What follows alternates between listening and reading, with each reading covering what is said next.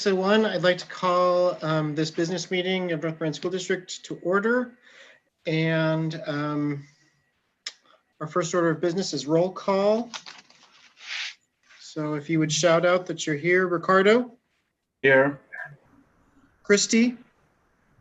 Here. Bill?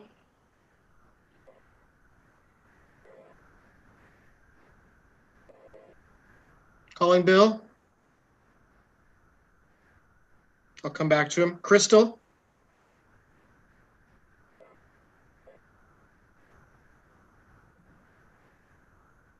Here. Thank you. Jason?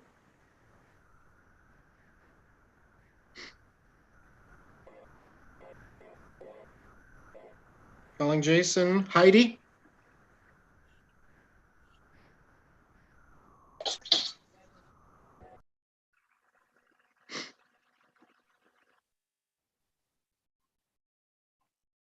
I see on the screen there, Heidi. You want to shout out? Oh, I thought you heard me. Here. Thanks, Heidi. Chair is here. Going back to Bill. Is Bill present on the call? Or Jason? I think Bill may be logging back in. Okay. Well, we have a quorum to conduct business, so we can go ahead with who's here. Next order is flag salute. If you would all join me for Pledge of Allegiance.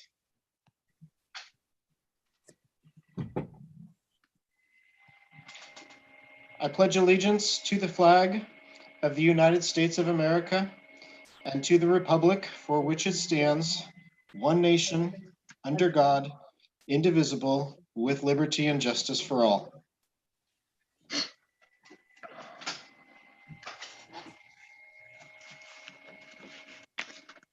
I'd like to thank everybody for joining tonight. We have a big group here on the meeting tonight, so I appreciate all of the folks who are out there and all of our participants tonight. We have a lot of ground to cover. First item beyond that is approval of the agenda. So I would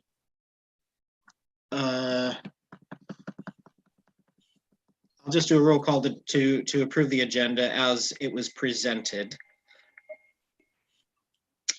Ricardo? Aye. Christy? Aye. Crystal? Aye. Heidi? Aye. Chair votes for. Are Bill or Jason on yet? Aye. Jason. Thanks, Jason. You there, Bill? Doesn't sound like it. Okay, so the approval or the agenda is approved as presented. In the interest of time, I have a fair amount to read through here in terms of public comments. I'm going to try and read through them as quickly as possible, but I am going to read them. I think it's important people take the time to reach out to us and share their comments and their views. And so bear with me. This is a fair amount, but I do appreciate you listening to this. Received from Julia Mansilla. The subject was getting our kids back into school. It was received on the 4th of January at 3:44. Dear Superintendent Redlinger and North Marion School Board, our children need to get back into their classrooms. Even if this means only part-time and utilizing a hybrid model, anything would be better than the current state. I want it to be clear that I'm so grateful for our educators. I honestly believe that they are working harder than any other year to try and make the best of comprehensive distance learning, but there is absolutely no comparison to in-person instruction. My husband and I both work full-time, and even though I'm able to work from home, I still do not have the flexibility to supervise both my children as they try and navigate their way through public education online. I'm currently paying for childcare to help my kids stay on track and complete their schoolwork. Public education, yet I still need to hire outside help. I do not see any other way for us to make this work in our household. Kids are grades 2nd and 5th. We are fortunate that financially this is an option for us. However, even with this extra help, it is still far from perfect. Many days end in tears, and many of our days off are spent catching up on missing assignments instead of enjoying valuable family time together. And the lack of socialization has taken a huge toll on both my children's mental health. My daughter has never had anxiety or struggled in any way with her mental health or with school, yet I have to seek out counseling from a behavioral health provider. I realize reopening schools puts some teachers at higher risk, but this is no more risk than what we have asked our other essential workers to face: grocery store employees, healthcare workers, first responders, and not to mention educators in other states and all over the world who have safely continued to provide in-person learning. I have confidence our teachers and staff have the ability to take the needed precautions to protect themselves and our students. I also realize that this would not look like normal school, but it can be done and needs to be done. I also know that some parents and students don't feel comfortable with in-person instruction. They should be given the option to continue distance learning or homeschooling, just as we should have the option to send our kids to school. Please do not take this entire year away from these kids. They need to be in school. Sincerely, Julia Mansilla. Next letter, received from Jennifer Bankhead, Opening North Marion Schools, received on January 6th. Good morning, my name is Jennifer Bankhead. I'm the mother of 3 North Marion students writing today on behalf of not just our family, but other concerned with Marion families as well. Our sons are in 3rd, 6th, and 8th grade. We have one who deals with depression, one who deals with anxiety, and one who since last March has developed depression, as many other children have. Our children have always been extremely smart, hardworking, good students, and athletes. Everything they have once known is normal in their lives has now been stripped away from them with no control from them. Our government dictates how and where they learn. Our home, which is supposed to be a place to relax, have a safe space, and have family time, has now become a lunchroom, a playground, a classroom, a school nurse's office, a principal's office, detention, and more. Our 3rd grader has not seen but a couple of his friends since last March outside of online class meetings. He has fallen into depression and cries almost daily. For Christmas, he asked Santa to reopen his organ so he could see his friends and go to school, not for toys, but for a vacation.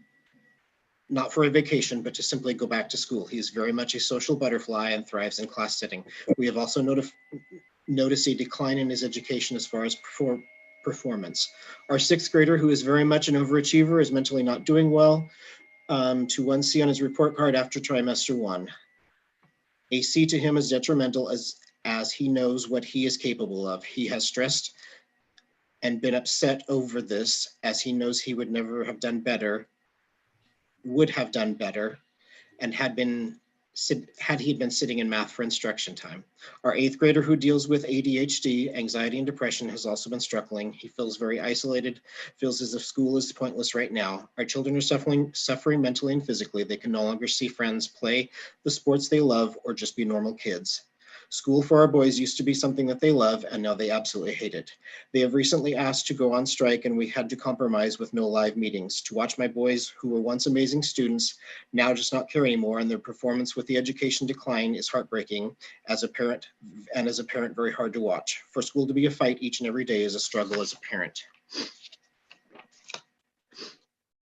How do I tell them that it will get better when I have no reassurance of that? How do I keep aiding in their mental health decline? Education is #1 priority with our children in our home, but when we see what it is doing to our children's mental health suffering, it's very difficult to force them into logging on each and every day. They're so isolated, and it hurts as a mother and father to watch. This is my plea to you, for the sake of all children's mental health, to please, please, please reopen our school district. After Governor Brown's announcement, we were hopeful that our school district will do what is in the best interest of our children, parents, teachers, administrators, mental health, and reopen our school district. If stores, malls, salons, college sports, pro sports, bars, restaurants, churches, waxing facilities all can be open, then our district should be open. Thank you for your time, Jennifer Bankhead. Next one received from Bill Hammock. While we're waiting till January 19th, this one was received on the 7th of January. Team, I'm looking forward to hearing the plan at the meeting for North Marion moving forward.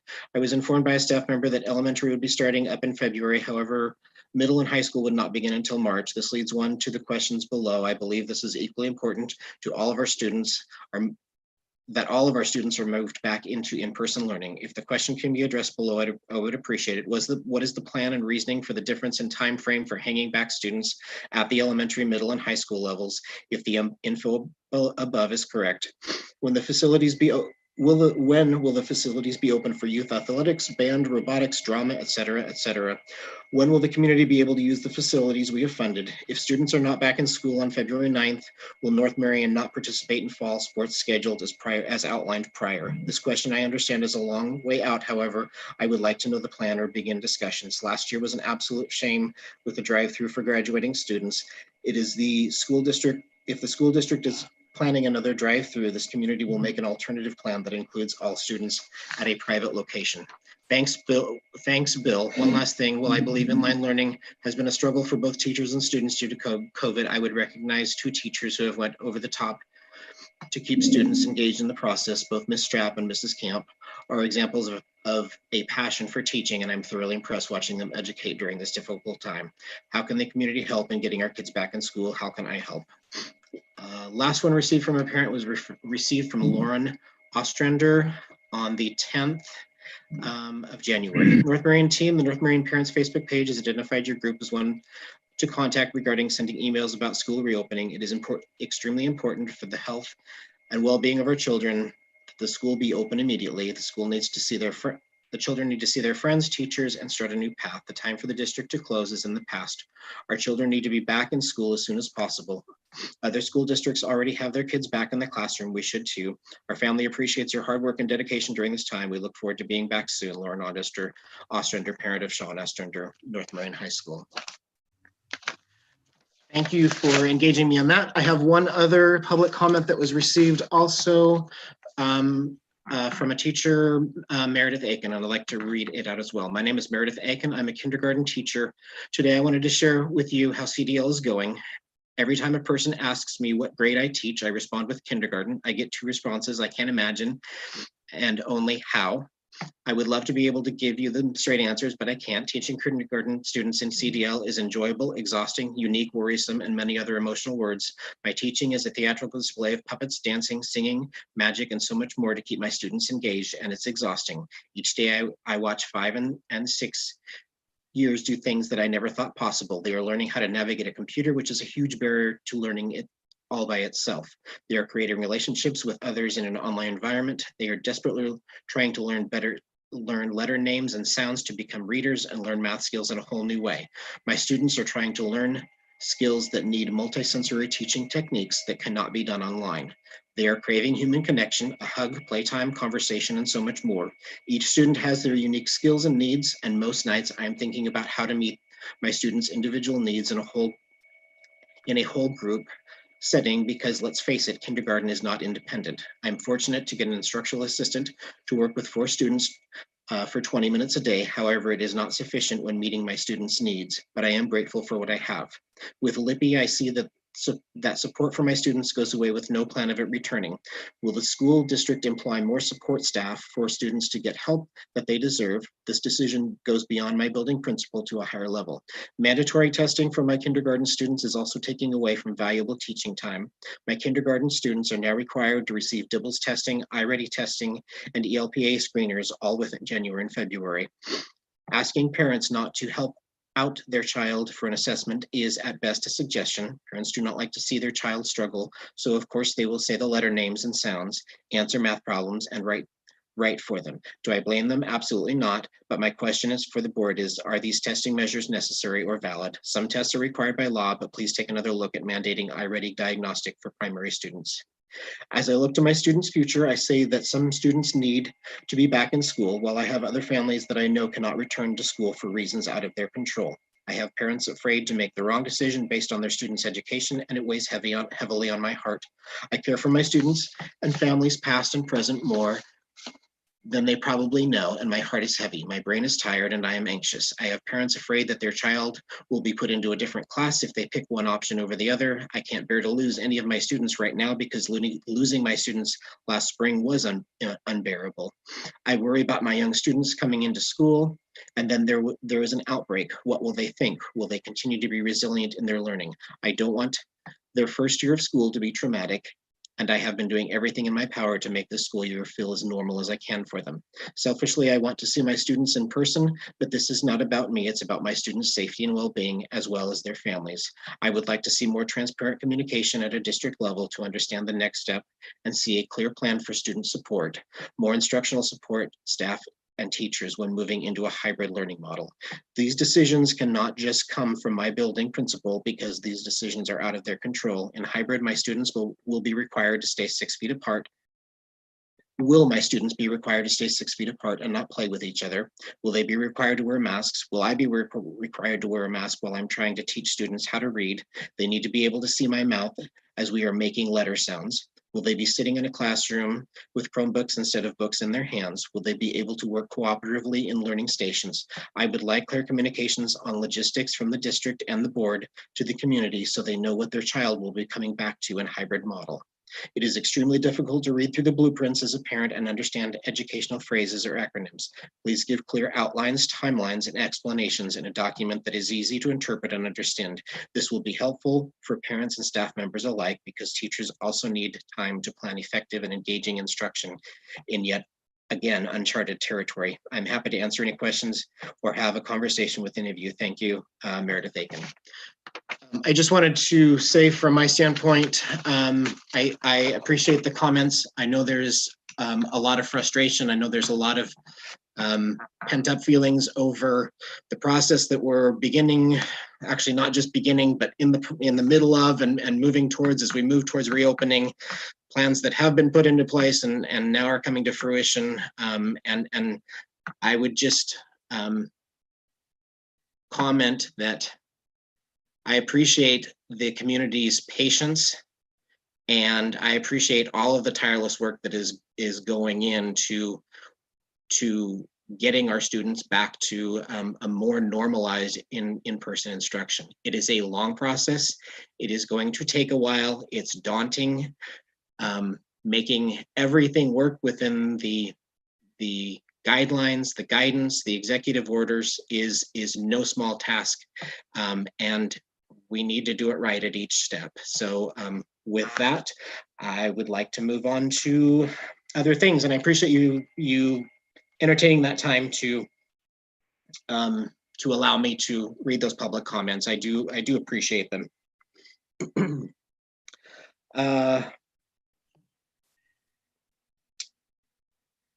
Next on our agenda is board communication. I'm not going to go into great detail about OD state education updates, other than to say that as a district, we receive new guidance on January 19th. That is critical to all of the plans being put into place. That is going to be covered in much detail later in this meeting. It is School Board Recognition Month.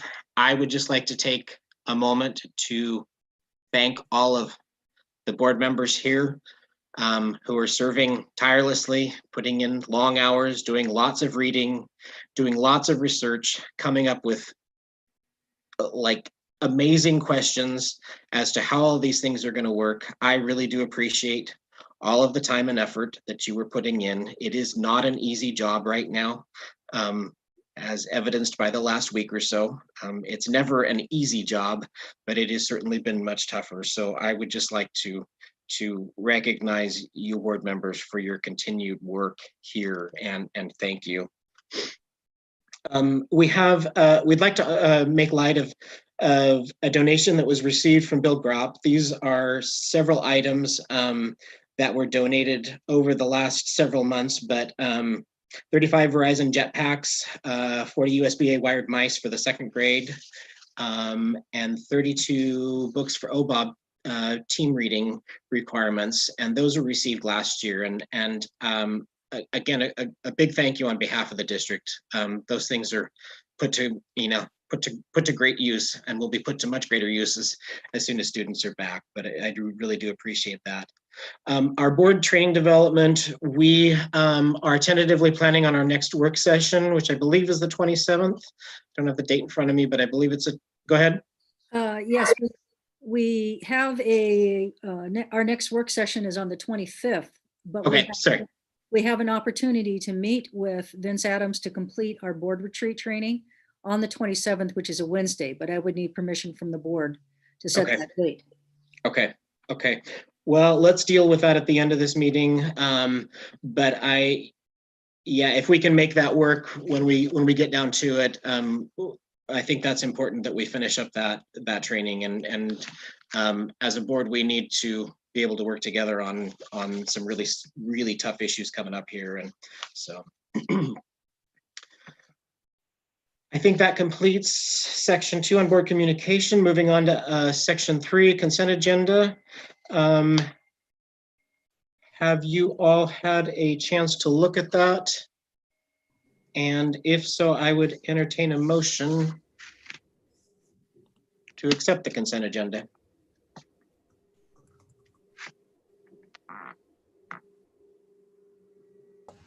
This is Crystal. I'll make a motion that we accept the consent agenda. Thanks, Bill Crystal. seconds. Bill seconds. Thanks, Bill. Is there any discussion on this motion? Hearing none, we will move to a vote. Ricardo, Aye. Christy, Aye. Bill, Aye. Crystal, Aye. Jason, Aye. Heidi. Aye. Chair votes for, motion carries. Next item on our agenda is section 4, business bond and budget appropriations. With that, I will turn it over to Linda if she is ready to make a presentation. I am. Can you hear me? I can hear you. Okay. The spreadsheets are on the posted, so if you have any questions, let me know. Last month I did mention that our taxes were coming in slower than I had expected, but they have caught up. So they're where I projected them to be now.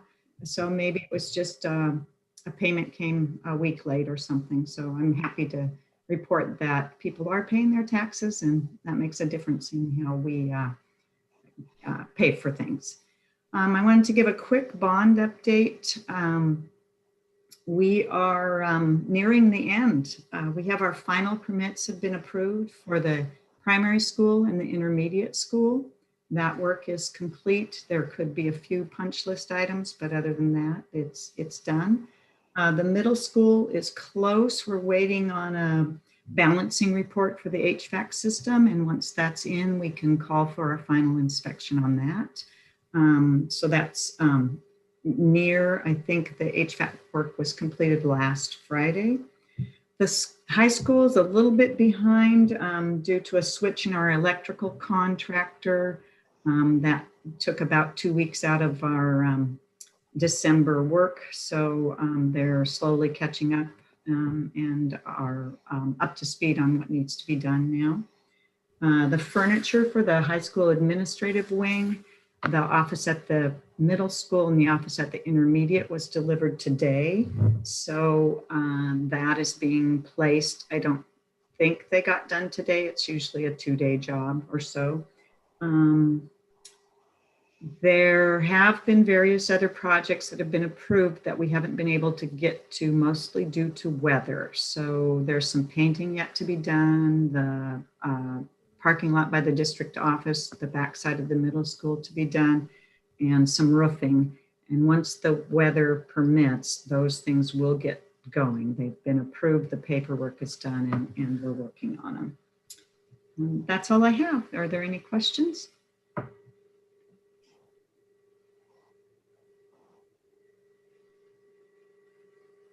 I don't see any hands raised, but I'm not seeing everybody here. If nobody has any questions, we will move on then. Thank you. Thanks, Linda. Much appreciated.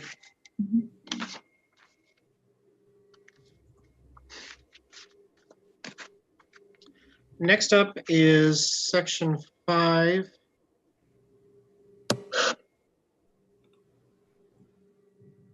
And on district operations, superintendent district operations. This is really the meat of tonight's meeting. And going through the presentations for LIPI and how much work has been put into this. So I'll go ahead and turn it over to you, Ginger. Thank you.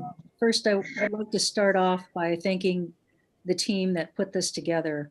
They have been working tirelessly to come up with our transition plan. You're required to move into LIPI and then move into hybrid once you successfully start to bring kids back. And in that process, you have to start with the younger kids and then add grade and grade and grade to make sure that you're not having too many kids come back too soon, causing a spike in cases accidentally. I mean, it can happen if you're not very careful. So we are paying very close attention, thanks to Agnes and her background in nursing,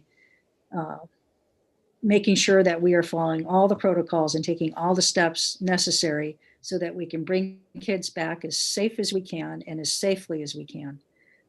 So now I've asked the team that's been working on this to prepare this presentation for you. And I'm going to turn it over to them. I know as a parent, even though my daughter is 35, it's been hard on her too. It breaks my heart to watch the challenges that she's having as an adult, trying to manage her life in this kind of environment. She works for the Jesuit Volunteers Northwest, and she's having a difficult time with the crew that she has trying to serve schools and serve kids. It's exhausting, it's emotionally draining, it's stressful, and it's breaks my heart. So I understand, magnified that impact for each and every one of you as parents and as colleagues, and we'll get through this.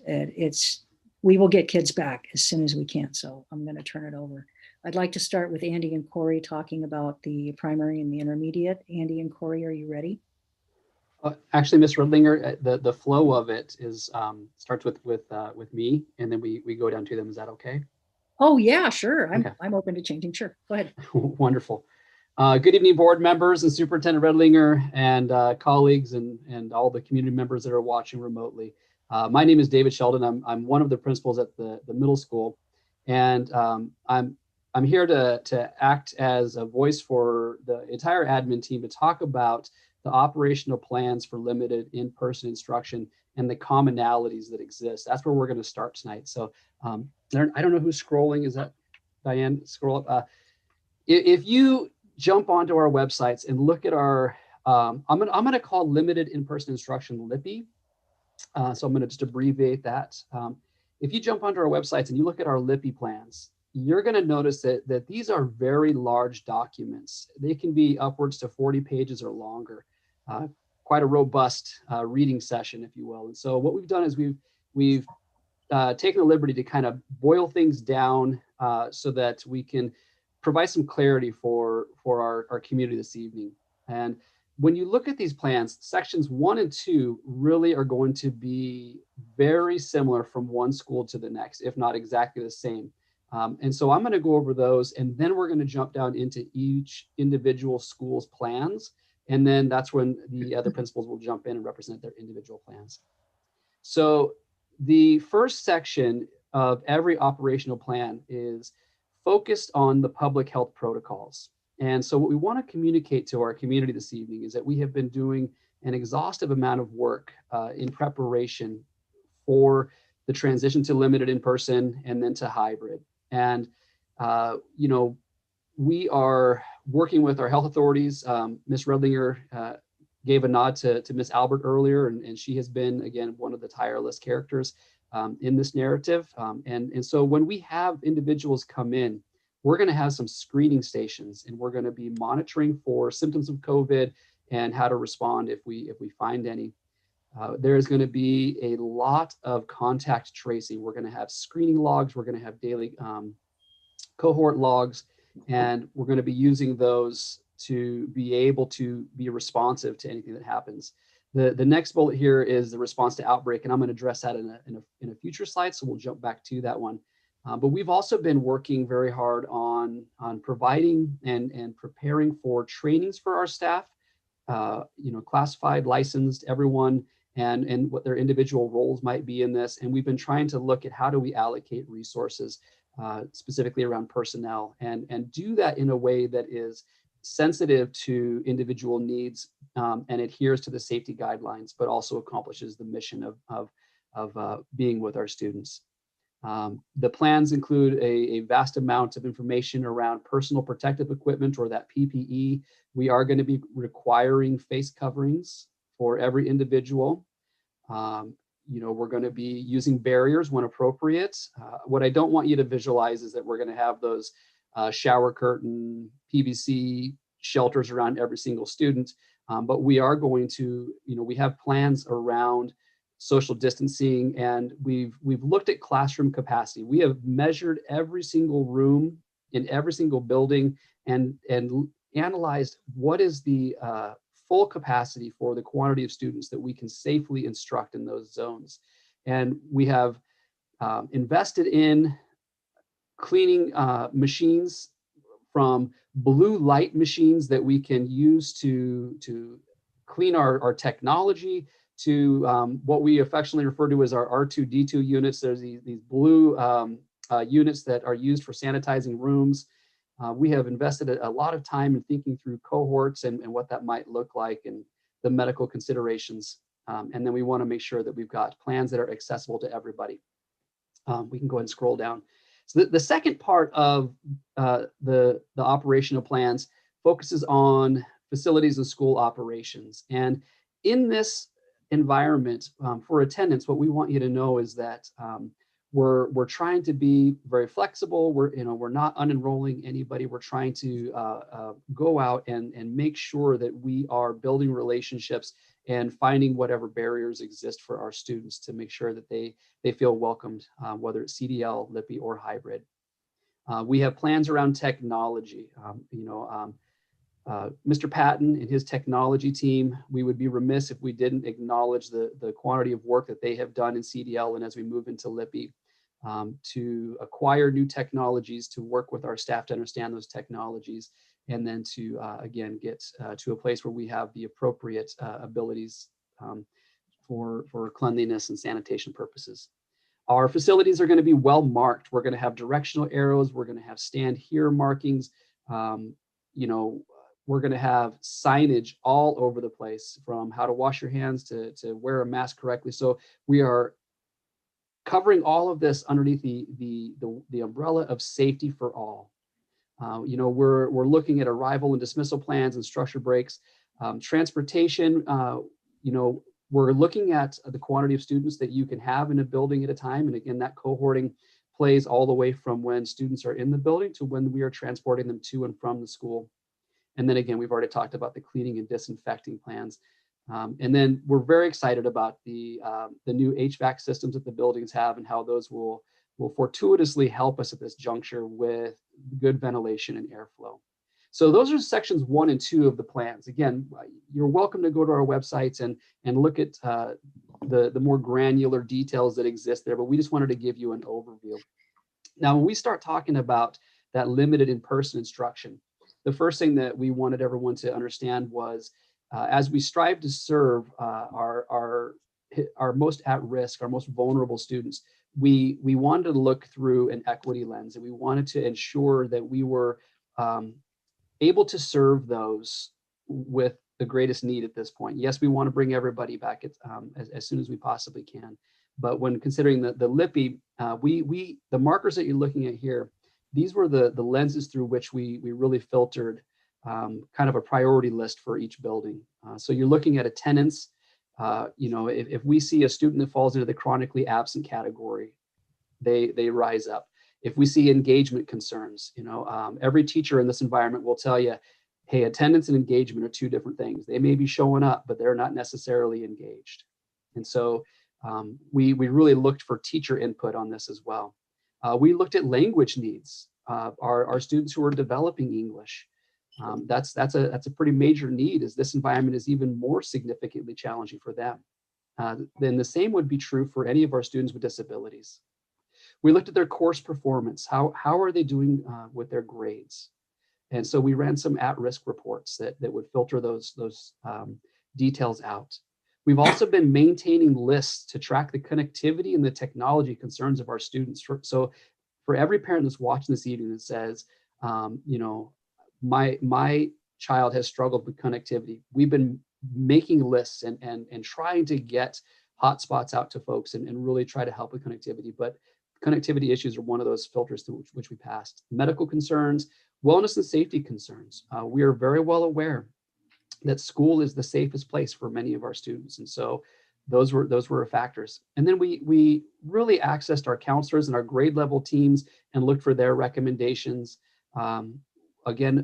Migrant and language support needs was a big factor for us.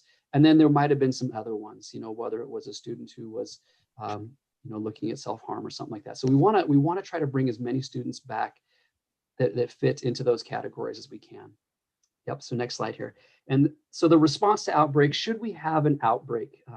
And when we say outbreak, really what that means is more than one person impacted by you know, the COVID reality. And so each school has designated a response team to be in compliance with ODE and health authority regulations. We've identified an isolation room. In fact, we've identified backup isolation rooms.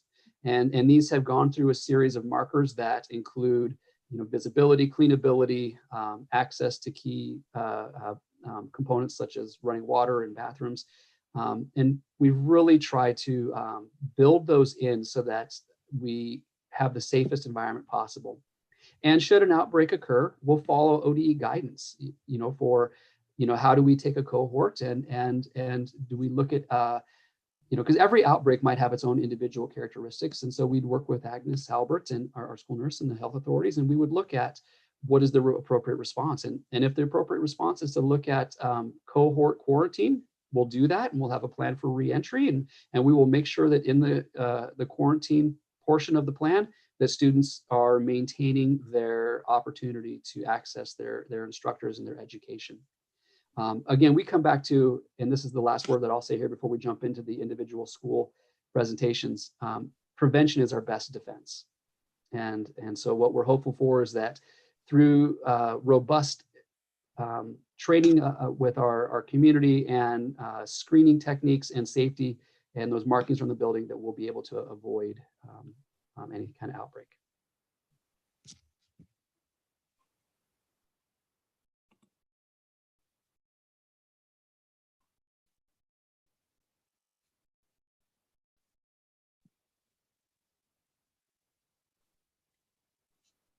David, you muted yourself. Oh, I was trying to tell Ms. Bodiger she was muted. That's fine. Okay, sorry. Hi, everyone. My name is Tammy Bodiger, and I'm one of the principals here at the middle school. I'm going to take you a little more in depth as to what we're doing exactly at the middle school. But I want to say that we believe that as we roll out plans, one of the most important things is that we can't lose trust. We can't lose trust with our staff, our students, or our community. And so we know that honest, collaborative, and ongoing communication is going to be paramount to our success. So on this slide, in a nutshell, you'll see that we are planning in our LIPI to bring back 20% of our student population.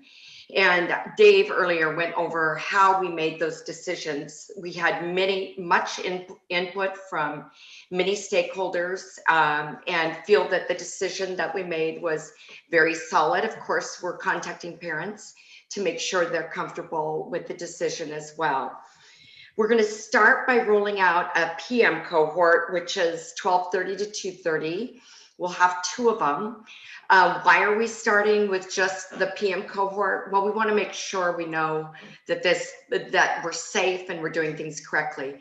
We haven't had kids in school for quite some time.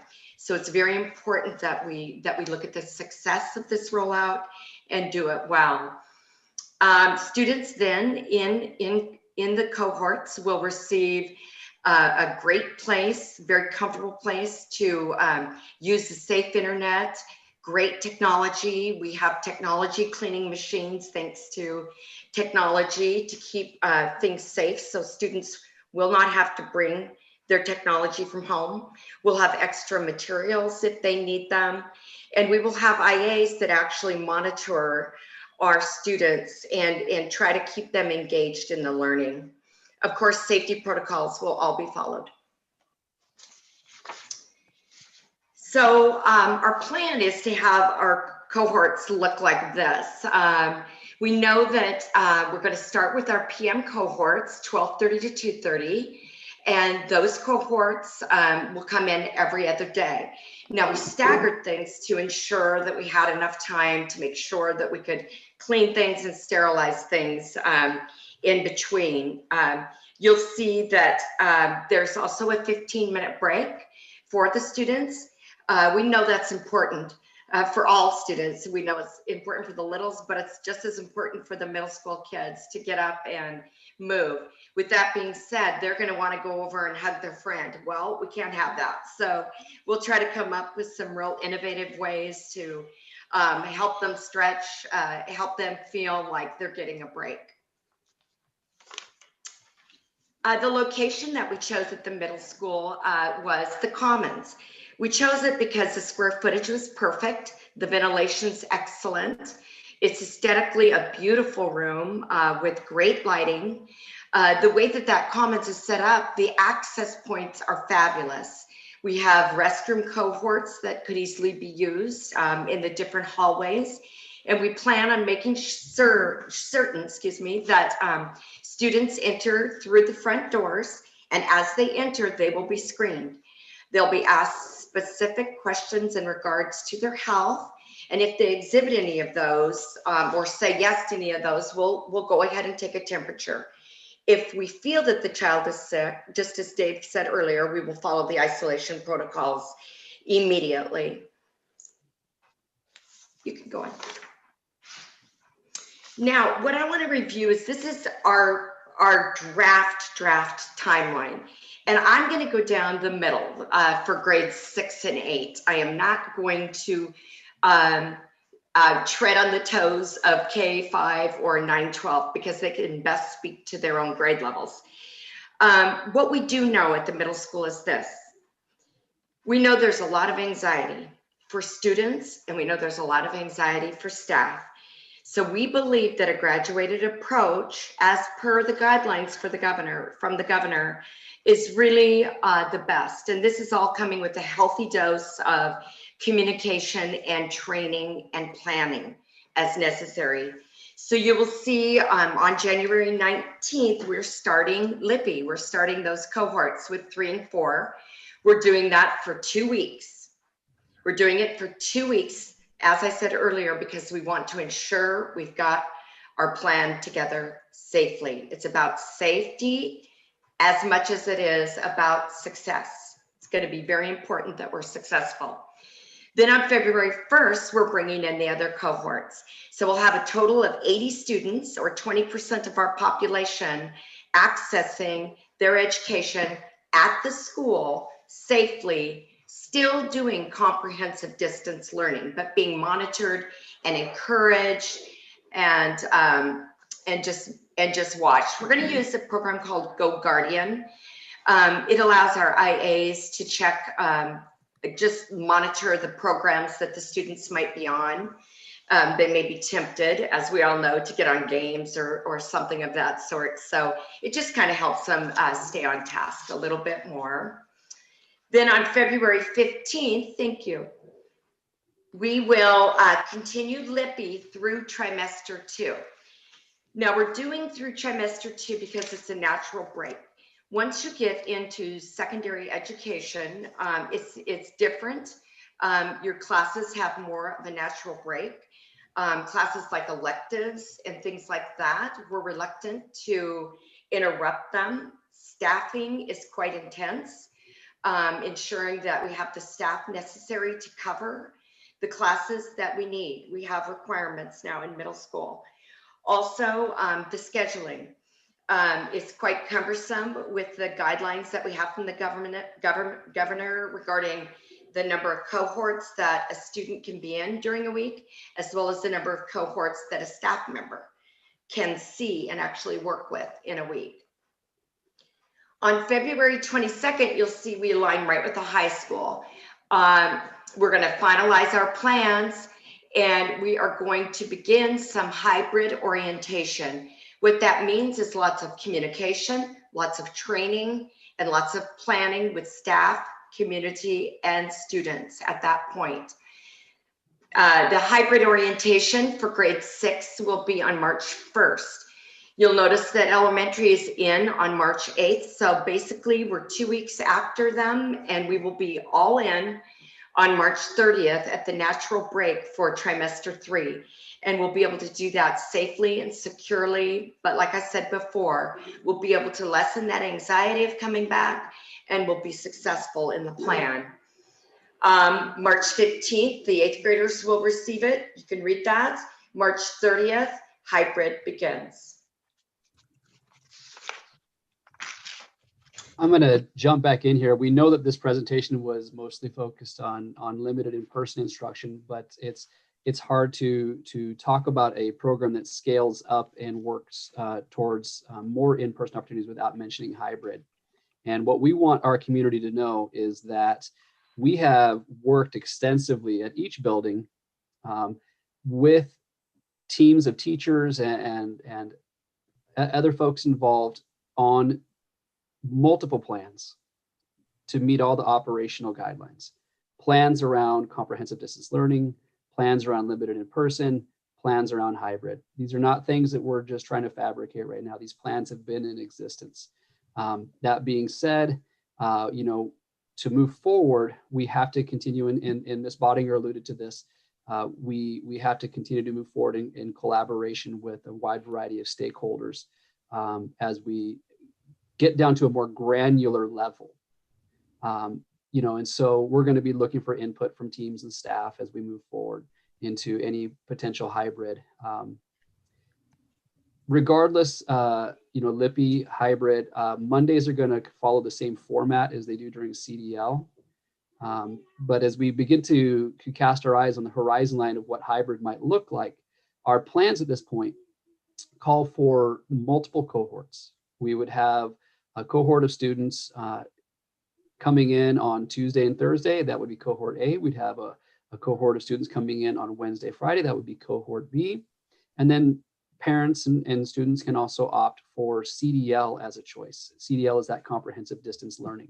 Should they feel that their child is thriving in CDL right now, or should they feel like their child is not safe at school? Should we return? They can choose that CDL option. So really you're looking at 3 cohorts. And Dave, if I could just add also, if we look at the first bullet and the 2 cohorts, we don't have it written, but those would be mixed grade levels, be all grades. Yeah. And so when we bring those cohorts back, really what we're doing right now in the gathering of information around family preference, once we have that data, it then allows us to start to mine into the quantity of folks that choose hybrid. We can begin to allocate resources and plan a schedule around that that's appropriate. When the metrics became advisory instead of mandatory, we looked at what does that mean for us? And obviously gathering family preference is critical, because it's impossible to design a schedule and allocate resources prior to knowing what the end in mind is. And so that is the work that's ahead of us right now. Right. And Dave, if I could say also, excuse me, that we know that the staffing is going to be instrumental in this plan being successful. Once you hit the secondary level, staff are specialized in math and humanities, and they hold particular endorsements and licenses for those things. And so we are well aware that we may need to provide, well, we will need to provide comprehensive distance learning along with in-person hybrid. Mm-hmm. And Ms. Bottinger alluded to this earlier as well, that there currently in the Ready Schools Safe Learners guidance, there are some pretty strict boundaries around the quantity of cohorts that can be seen at any one time. For example, right now, a teacher can see 3 cohorts in a day, only 5 in a week. And so that's why the third bullet here says the bell schedule and the periods per day, those are to be determined based upon need, resources available, and safety regulations. I believe Mr. Holland spoke earlier that on January 19th, the state is coming out with further guidance.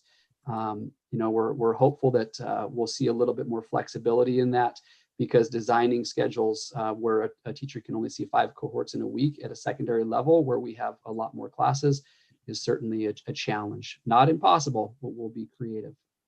Again, when we bring students back in for hybrid, safety is our number one concern. And we've talked earlier about face masks, cohorted bathrooms. What you'll have to think about in this environment is students will own the classrooms. They will come in, they'll go through that screening process, they'll go to a classroom. They will be in the same room. They will no longer rotate through in transition periods or have a lunch break in the cafeteria. They'll be in a classroom, in a cohort, and most of those classrooms will hold about 11 or 12 students. And so what we'll have to look at is the teachers will rotate through. So students will have a classroom. That's where they'll eat. That's where they will learn, and the teachers will rotate through. And again, if we have any outbreaks, we'll resort back to a CDL for the quantity of days that's required at the time. And again, our rationale in all this, scaling up to start with LIPI, to hit our, try to bring in our most vulnerable, to start with 40, to build up to 80, to gather data and to design the schedule, and then to come back to hybrid, all in a controlled rate and scaled up over the next few weeks here, a couple months, is that it allows us that opportunity to make sure that we do this right and we do it safely, and we meet all those needs. Mr. Holland, listening to the stories earlier, all the principals here are in touch with parents over and over again, and we know the stories that are out there. We know there's also multitudes of stories that are out there, and we want to be respectful of all the stories as we design the plans in front of us.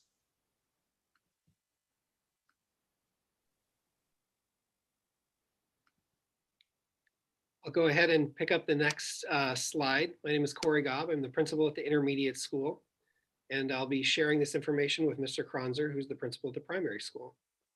We also have a great vice principal who is at both of our buildings. Mr. Sheldon and Ms. Bottinger, thank you very much for outlaying the overall and plans that we've talked about. We definitely appreciate the comprehensive discussion that you were able to provide for the school board and folks listening as well. Before I get started with the nutshell, I just want to give a shout out and a thank you to our school board. We know that you give 110% to this community, and we really appreciate it, as well as a big thank you to our teachers and staff and family members and community members. They're doing incredible, our staff has been doing incredible things this year and moving mountains, and we're fortunate to be able to partner with them. So we're talking about the elementary kiddos, our youngest learners, and we've looked at models in other places that have been able to bring students back successfully and thrive.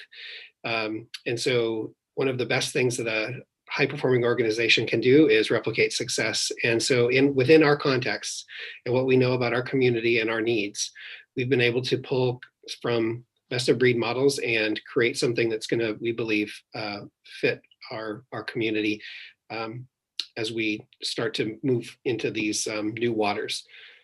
So in a nutshell, we're striving to serve 10% of our population, or up to 40 students, through limited in-person instruction.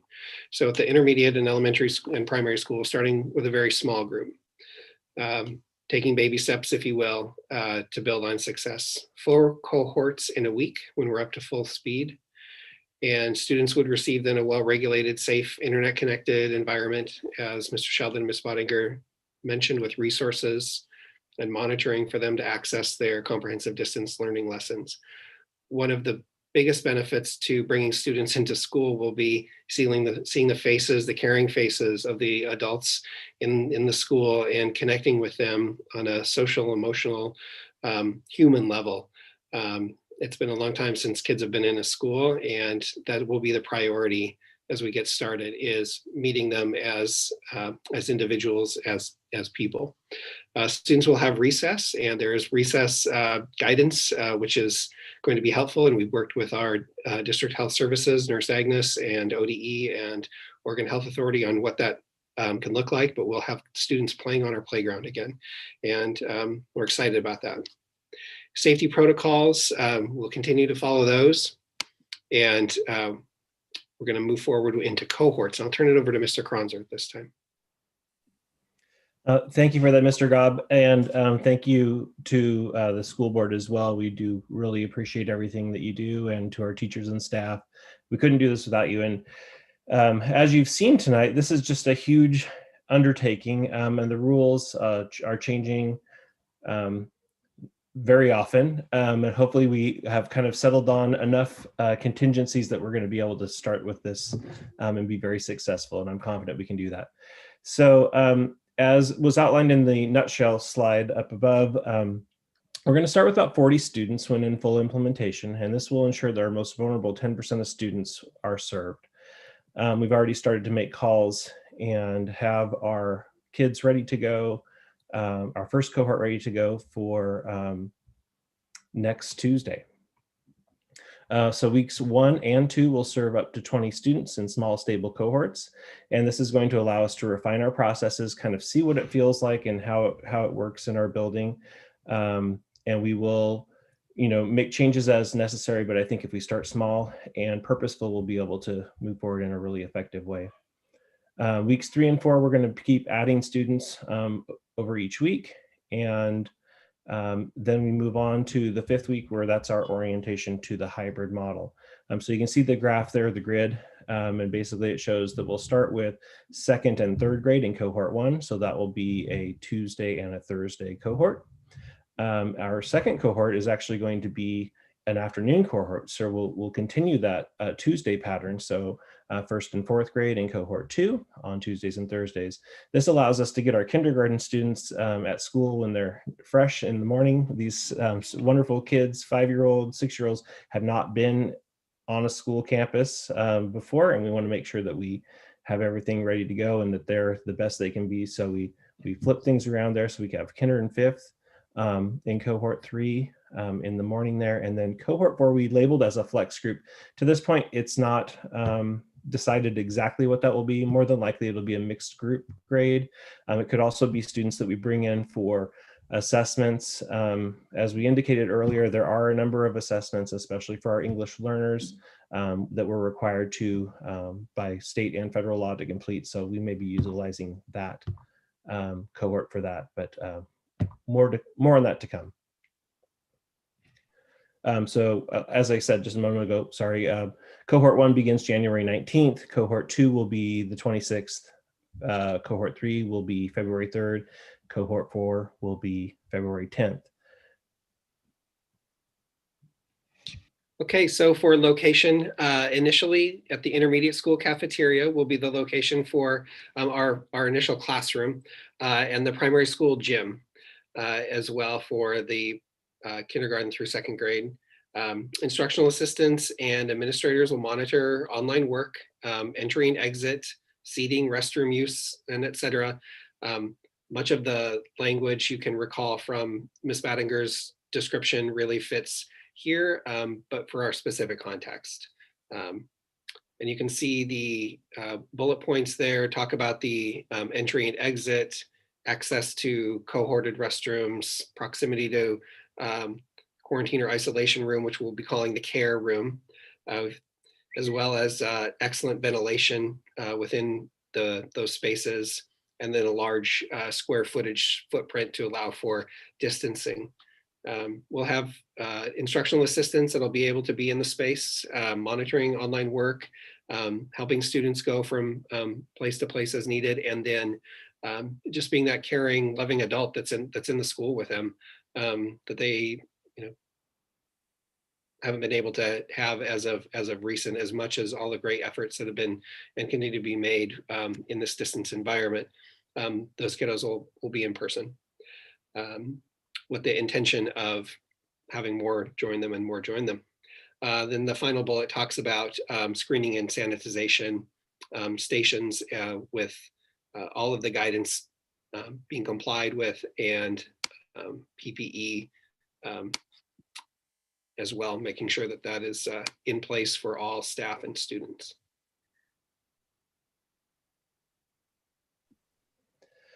It may be more helpful to go up to our draft plan, but I'll go through these bullets, and then if we could just scroll up to, I think it was slide maybe 6. We'll start there. How about that? Keep going, right?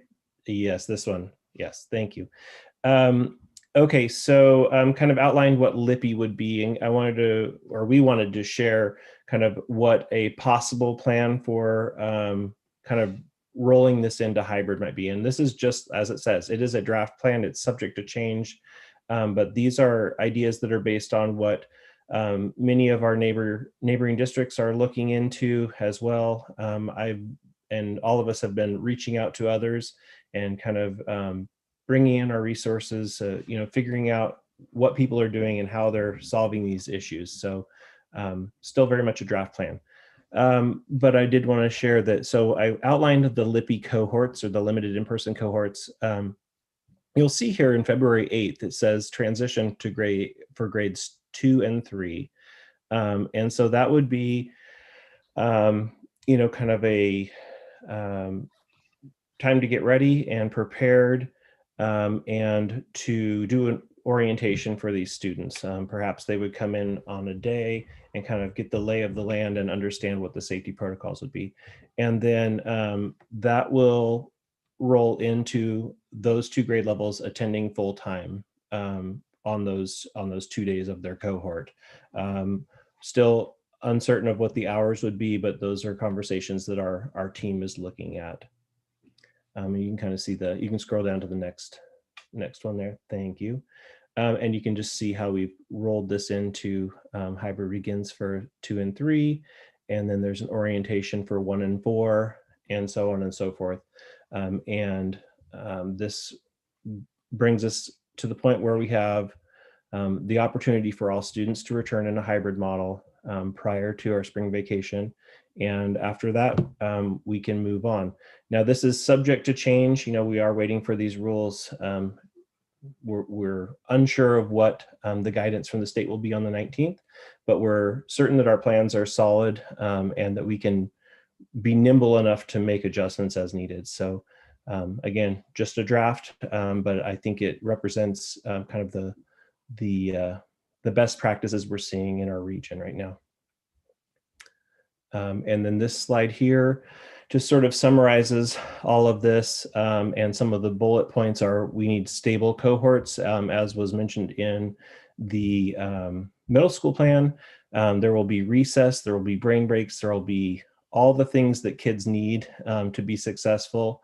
Mr. Gobb has shared this several times. I really like it, that we know how to do school.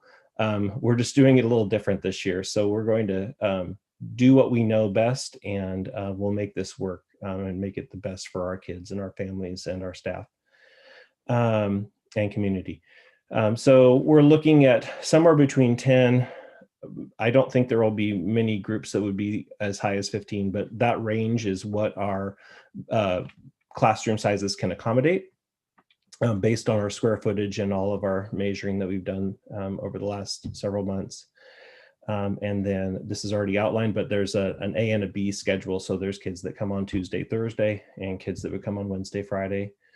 And then Mondays would be limited in-person instruction. So that could be kids that are struggling to connect. They need to meet with the counselor. They need to come in and do an assessment, that sort of thing. And, being very flexible with that. And then potentially we can keep adding to LIPI. No, I guess that's misplaced. That goes in a different spot. But those are kind of the bullet points, I think, for the hybrid transition. And again, what we have established in our district is we have teams at each building, and we have begun the work to look at LIPI with that group and get their feedback. And then as this LIPI plan is going along, we are moving really quickly into all those extra details of what we need to reconsider with our hybrid model, which we have our blueprints completed, but we'll need to make some refinements as the guidance is changed from ODE. So I think that is it for the elementary school. Anything more to add, Mr. Gobb? No, I think that would be great. Our blueprints are located on our website, and if there's any questions, please feel free to reach out to us. We're really happy to talk further.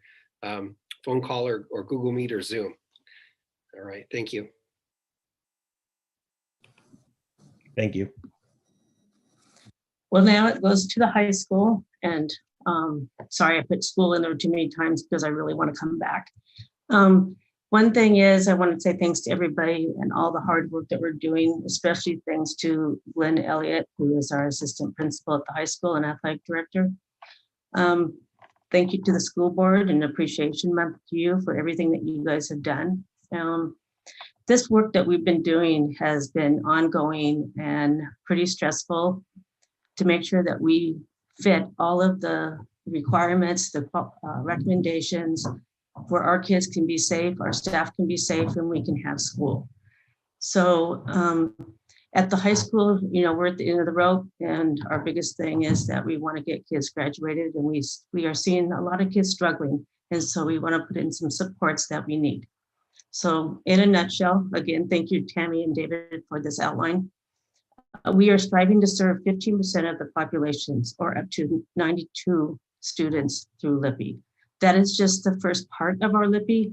As we work through the trimester, we would like to add more cohorts until we get to it where we can come in as a hybrid. We have 7 cohorts in a week when we're all full speed. Students will receive everything that everybody else has said, safe, internet connected environment, the resources and monitoring to help them access their CDL classes and all the safety protocols that we have to follow. These groups of kids that we have selected has gone through our teachers, our counselors, our attendance committee, and our SPED department to find these top kids that really need to reach out. We started making phone calls last week and this week to get an idea of who will be willing to come in, and the numbers or the kids that will be coming in these cohorts are always going to be changing because we want to make sure that we can get as many kids in our building as possible. So as you can see, we're going to start with 30 kids on week 1 in the PM cohort. This will be cohort 2 and cohort 3, as you see, where they swap days. On the second week, we are going to add seniors. These are the seniors that we have noticed in cohort 1 that are deficient in credits or have incompletes from the spring that they can make up. We picked Monday for these seniors because these are the classes that are going to be additional to their normal CDL classes. If they are struggling with their CDL class, they will have an opportunity to work on those too if time allows. On week 3 and 4, we're going to add 32 more students to the addition of the AM cohorts. This is cohort 5, 6, and 7. Cohort 7 is our basic skills kids. Those are 2 students that will be coming in for a couple weeks or until they are getting the hang of these classes, and then we will add more into our basic skills. Again, we would have breaks that are structured, and with high school kids, you know, getting up and walking around and listening to music is probably their best thing to do during a break, but we need to get them up and moving. So our locations that we are using, we are going to be using the CTE building. These are our bigger classrooms, but we are only going to bring in 15 kids. The reason for the 15 kids is because it's the furniture that is restricting it. So we'll start with 15, and then we can always have more classrooms. We are going to use the basic skills for the 2 classes. All of these classrooms that we are using have their own exterior door, so the kids can enter and exit through one door and not through a common hallway when we start adding more cohorts during those time slots. When they are getting off the bus, we will have a nice path laid out to which classroom they will be going to. Right now, we have 2 classrooms ready to go, and we will have the opportunity to get 1 more ready in probably another week. We again will have 2 instructional assistants who will monitor the work. Again, like Tammy had talked about, we would use Go Guardian to help monitor so they stay in their CDL class and not go join YouTube. And like I said earlier, they'll enter and exit, and the screening and sanitation stations will be arranged and comply with the PPE. One thing that working with the high school is our hybrid plans are going to look really different. We are trying to figure out how we can get these kids through all their classes because they have to have so many credits. So what I did is I reached out to other high schools for their plans of their hybrids and what it would look like in their buildings.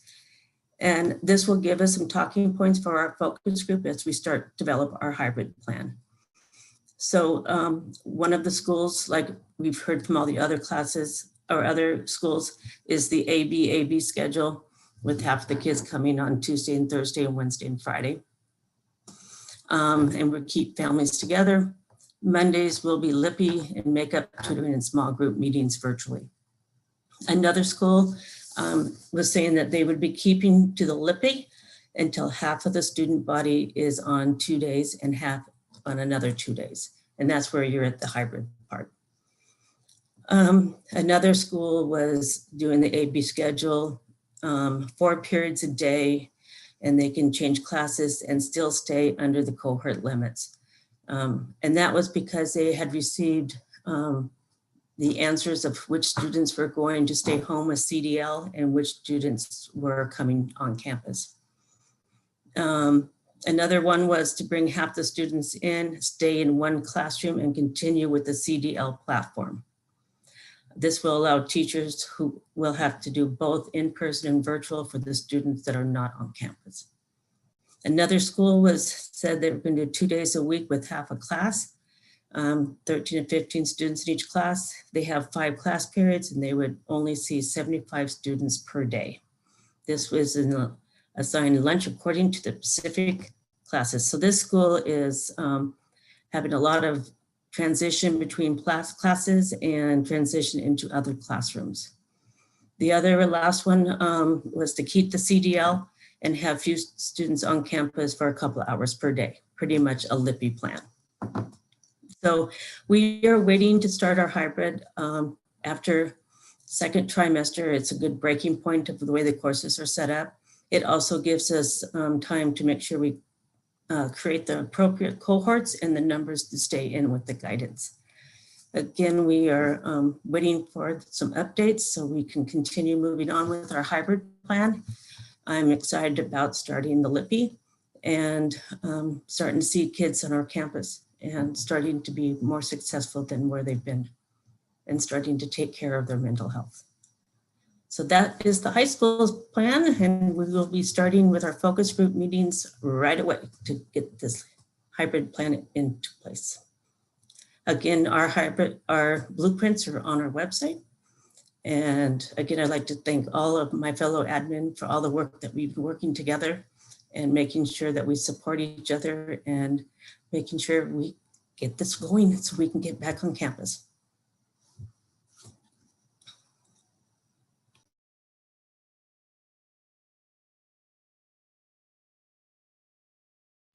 Thank you, thank you. That was fantastic.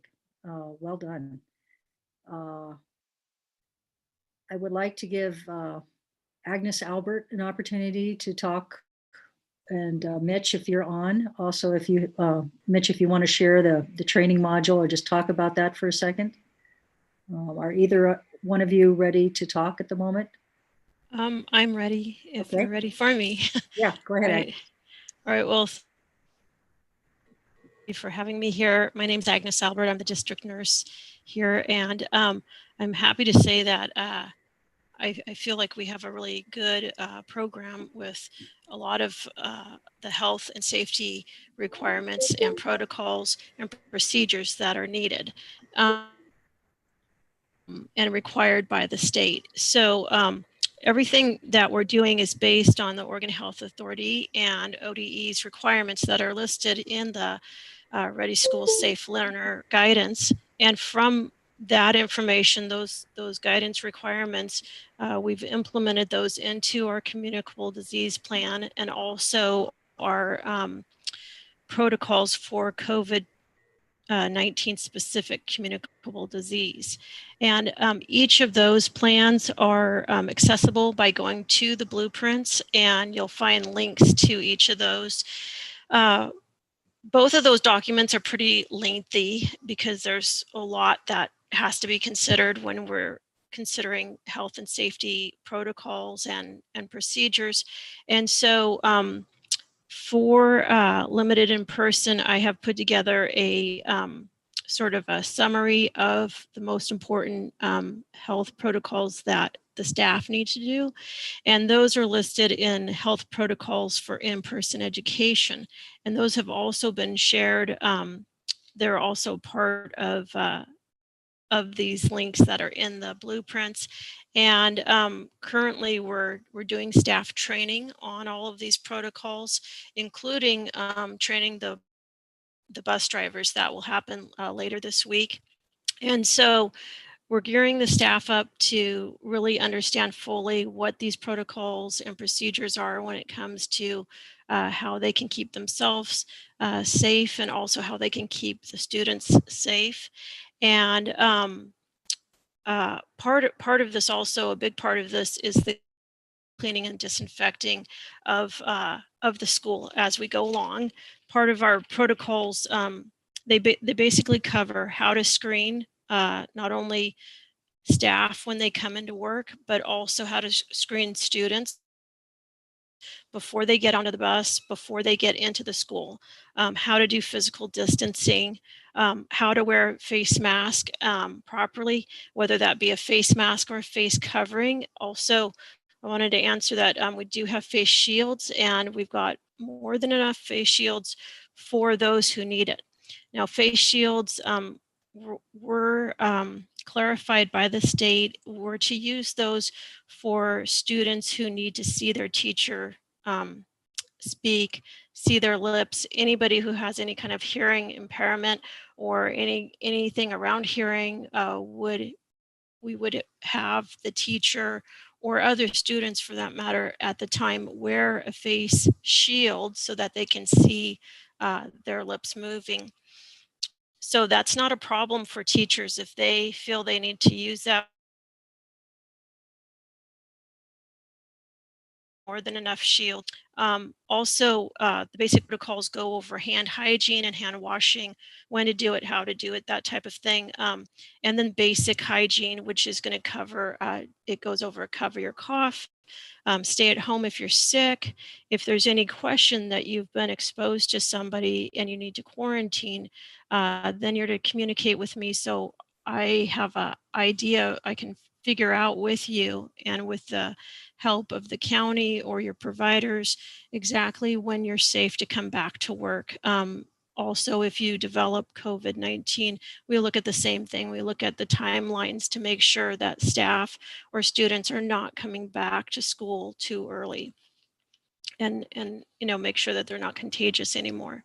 So a big part of the cleaning and disinfecting is being able to clean and disinfect efficiently and effectively between cohorts. So after each time a cohort has been in a classroom or like a gym or cafeteria, we need to be able to quickly clean it. Now I'm really excited about the fact that we were able to purchase 4 different cleaning system, like one basic type of cleaning system. But we were able to purchase one for each school, which is really exciting because these cleaning systems, it's called an on-target spray system. It uses the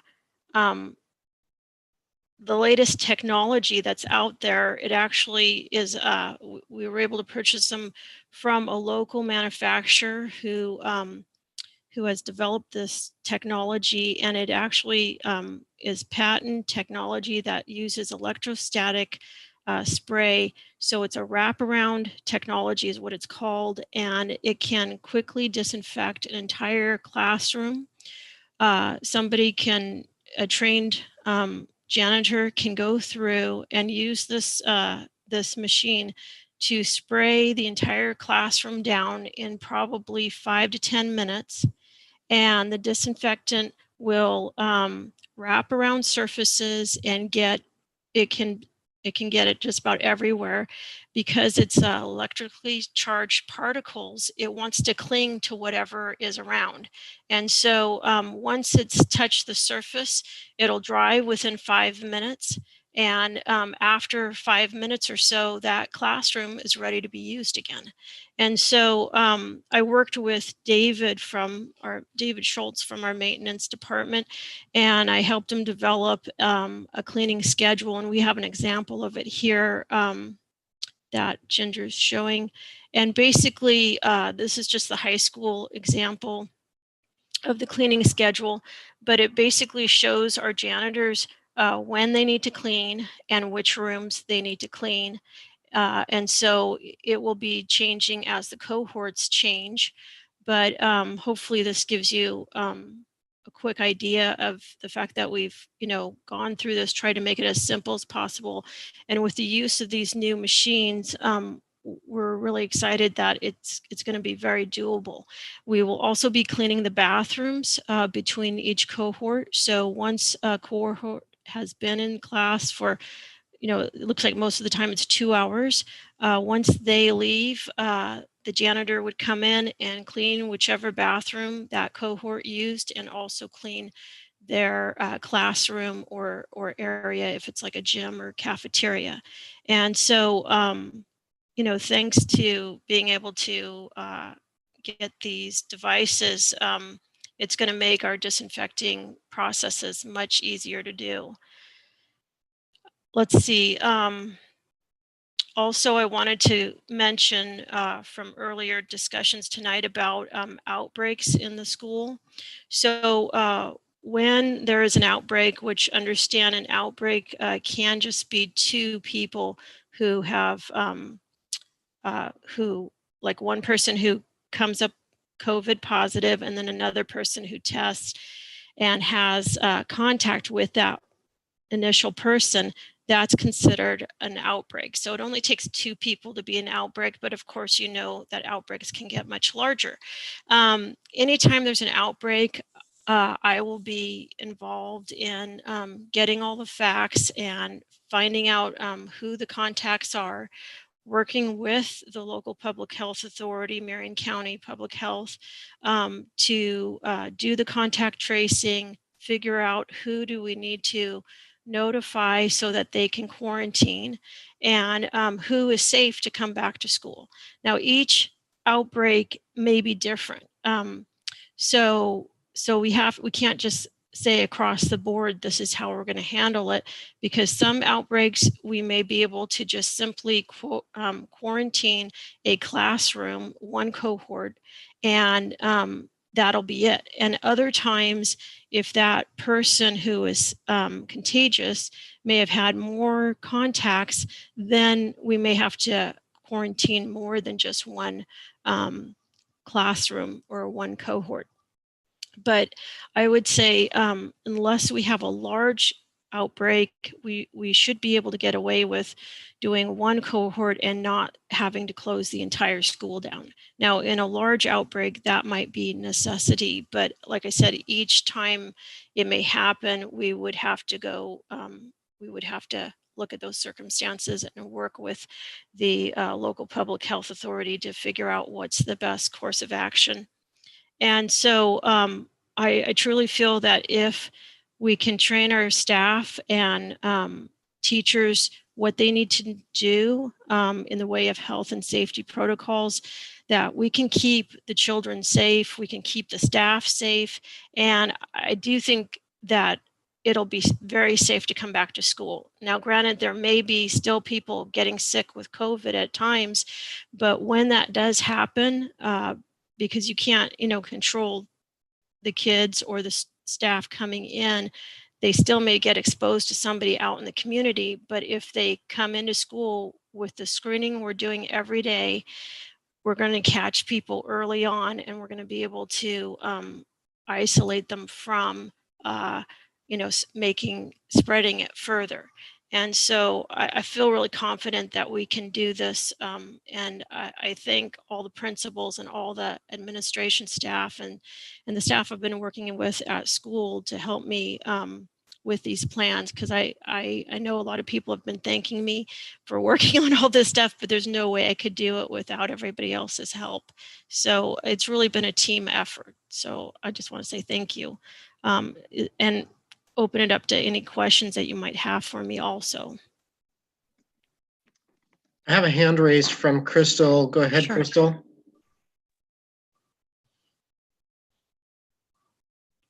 See, Crystal, I can't hear you.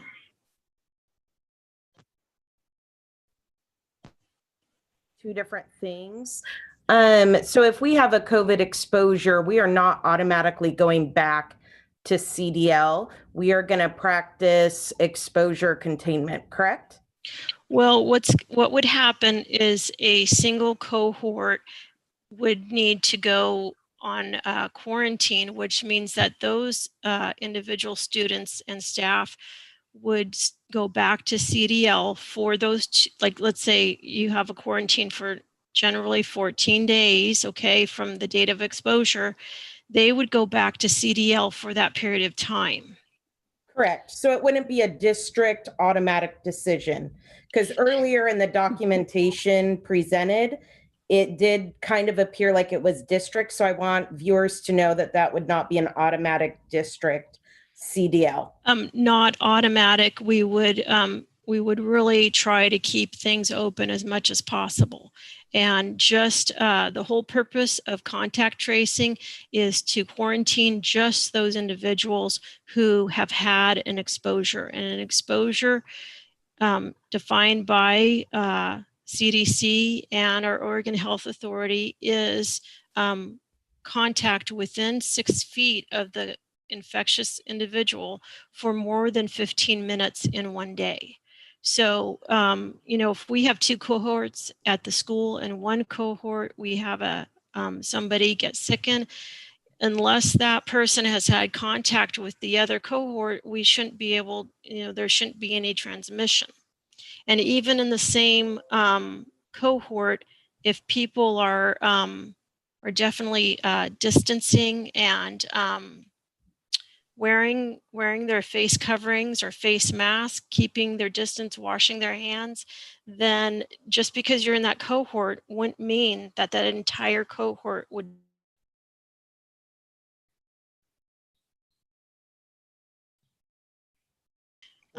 So like I said, eat with on an individual basis.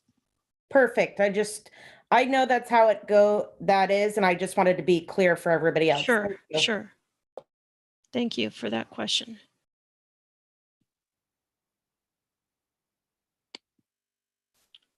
Hi, good evening, board.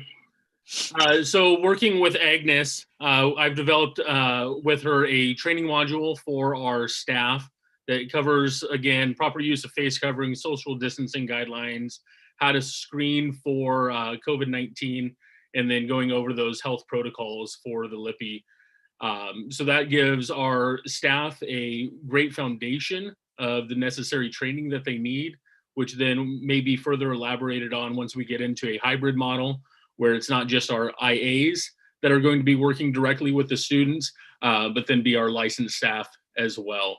So again, this week we are training all of our first student bus drivers on proper screening, since for some of them, they will be the first contact for the students. So we need to make sure that they're up and running on how to appropriately screen those students that are getting on the bus.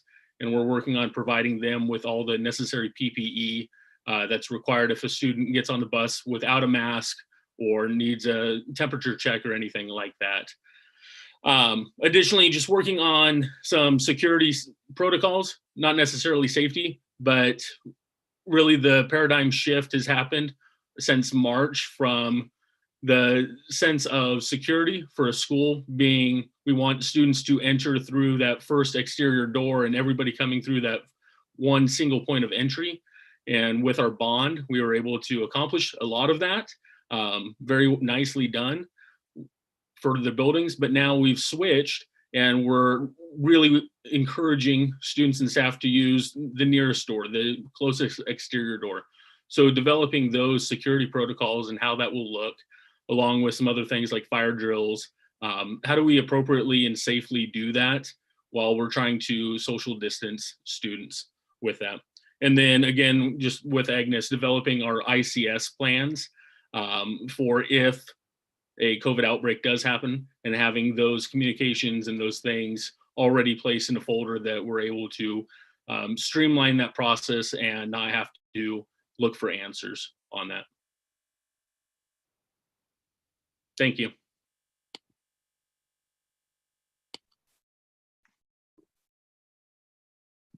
David Schultz, would you like to add something?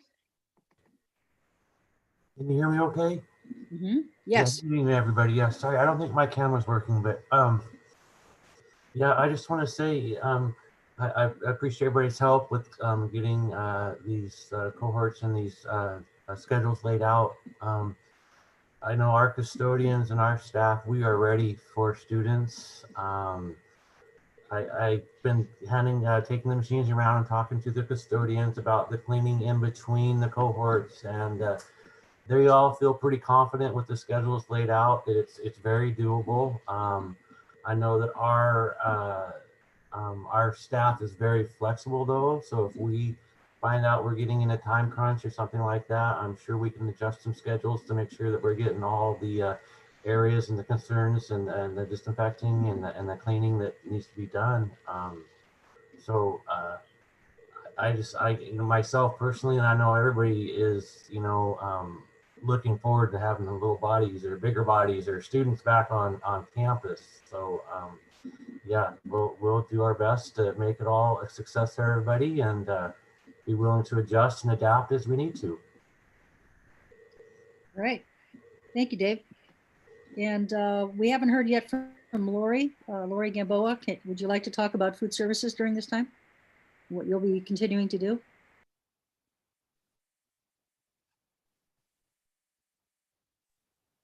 Hi, can you hear me okay? Yes. Okay, so we're going to continue on with our meal delivery service that we're currently offering right now. And that would be on our Mondays and Thursdays. We depart middle school at 7:30. We've got 17 buses that are running, and we're feeding about 645 to 650 kids each and every day. So we are not going to change that right now. And we're going to keep that going and get everybody back, the buses back in time to go ahead and get those buses back out to go get the kids as well. But our schedule is not changing. And so we will continue to offer that. And then we will still also have our pickup service available, both at Hubbard Park, Rivinus Park in Hubbard, and the middle school pickup point. Thank you, Lori. And your crew, let's talk about some of the hardest working people that we have are out there. They're either here every day making food, making meals, preparing things, or they're out delivering them. And you have just gone nonstop. And the service that you've provided to the community and what you've done for the kids and the families in this district is phenomenal. And I just want to thank you and your crew and our employees that work with you for what you've done. So thank you. Thank you. And while you're on that, I do want to point out that it's not just food services, that we definitely have those IAs that are giving their time on those mornings. And without them, we would not be able to do this program just with my department itself. So I think it's important that the community hears that, and the teachers and the board knows that the instructional assistants that are coming and jumping on those buses and they almost take roll in their head with those kiddos they see in the mornings. So just a shout out to them as well. All right, it's back to you, Glenn. Great. I wanted to say thank you to all the presenters tonight for all the information, all the forethought, all of the endless planning and tireless work that you've all done. I really appreciate it. I appreciate you giving us sort of an outline as to where we're headed and how things are going, how the cogs are all going to work together to get us back to a spot where hopefully we can get more and more kids back into the school. I was actually made aware during the presentation that the file that I had downloaded from the agenda was not complete on some of the public comments. So I wanted to go back. There's actually several letters yet that had not been read, and I wanted to go back and read some of those. I'll make a point of clarification. There were a number of comments that were received. Some of them were received anonymously. I am not going to read those because sort of my guiding principle as a public comment is to come and make a public comment. And so those will still be part of the school record or the board record, but I'm not going to read each one of those letters, but I will read the letters that that have been submitted here. First one I'd like to start with is Jonathan Barrett from the high school. In the fall, the state and district were committed to using data and specific health metrics to determine whether it was safe for districts to reopen their doors to students and staff. When the governor changed course in December, I found it incomprehensible. How was it now all of a sudden safe when it wasn't before? I make this statement not because I'm particularly at high risk myself, but because I know that many of our students have family members who live with them and who are at high risk. That same is true of our staff. We need to let science determine the best course of action, and as long as the test positivity rates and case counts in Marion County remain high, there is no way to justify reopening our doors to students and staff. In addition, I don't think members of our community fully understand what returning to school will look like for our students. It will certainly not be resuming normal life in hallways and classrooms. I have described the situation to my students, masks all the time, only one student at every desk placed at least 6 feet apart, teachers remaining at their desk instead of circulating throughout the room, limited movement of students throughout the day, and their reaction to that sounded like it was being in detention. As much as they want to return to school in person, they recognize that being in school with these restrictions will be exceptionally stressful for both them and their teachers. Lastly, I will note that many of our students have constructed a daily schedule that is predicated on distance learning. As difficult as the transition to distance learning was in the fall, many, if not most of our students have fallen into a routine and a sense of familiarity with the systems involved. Returning to in-person instruction, particularly in the middle of the trimester, will be exceptionally disruptive. If we want to create a sense of normalcy for our students, returning to in-person learning right now is not the right course of action. It will disrupt the momentum that we have developed for a model that is no better. And in some ways, is certainly worse for the mental well-being. For our students and teachers, knowing that they will have to go to school and potentially be exposed to a virus when the metrics clearly demonstrate that there is still widespread community transmission is certainly going to have a very negative outcomes for our school community psychological well-being. That was from Jonathan Barrett. The next one was submitted by Ty Brock.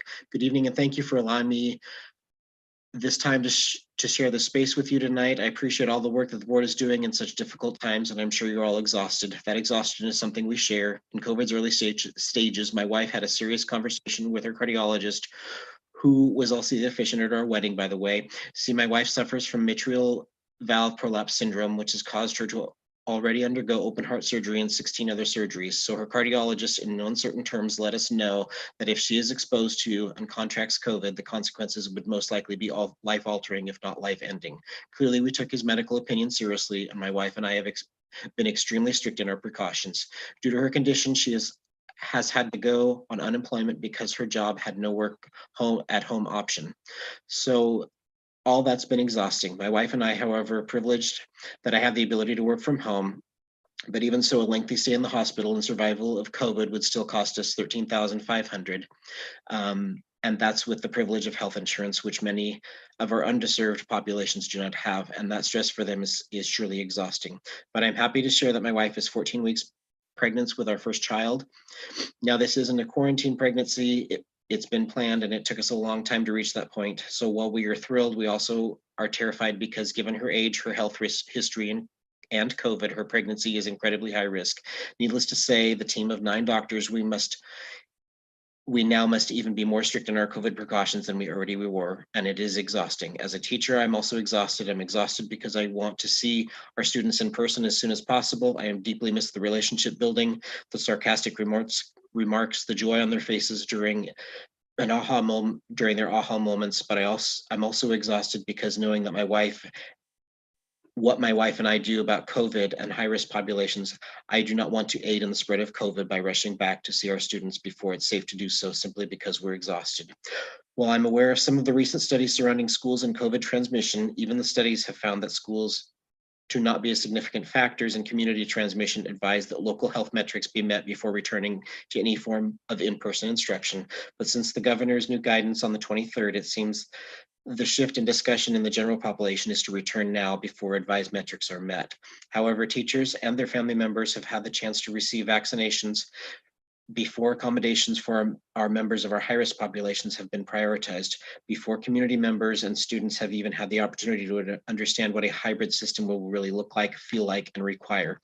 In the midst of this rush to return, it seems that teachers, staff, students, and community members who fall under high-risk categories, live with someone in a high-risk category, or who are just generally concerned, are being made to feel undervalued, pressured to return, afraid to speak about our concerns, or forced to share our very private health and financial details in order to defend ourselves, as I'm doing now, and that is exhausting. So I'm here sharing my exhaustion with you so we can move forward with extreme caution, the extreme caution our high-risk populations deserve, to urge everyone to keep in mind that even those who appear to be able-bodied by society standards, diagnosed with pre-existing conditions or not, may be severely impacted by the decision to return to in-person schooling before it's safe. My wife's story is just one example, and it's definitely not the only one out there. So this goes beyond just valuing her life and our unborn child's life. Please, I know we are all exhausted, but we're almost there. Take it slow, wait for advised metrics to be met, let teachers have a chance to be vaccinated, create accommodations for high-risk populations who cannot return, and consider those who may not be high-risk medically, but can't return as well. Thank you for your time, Ty Brock.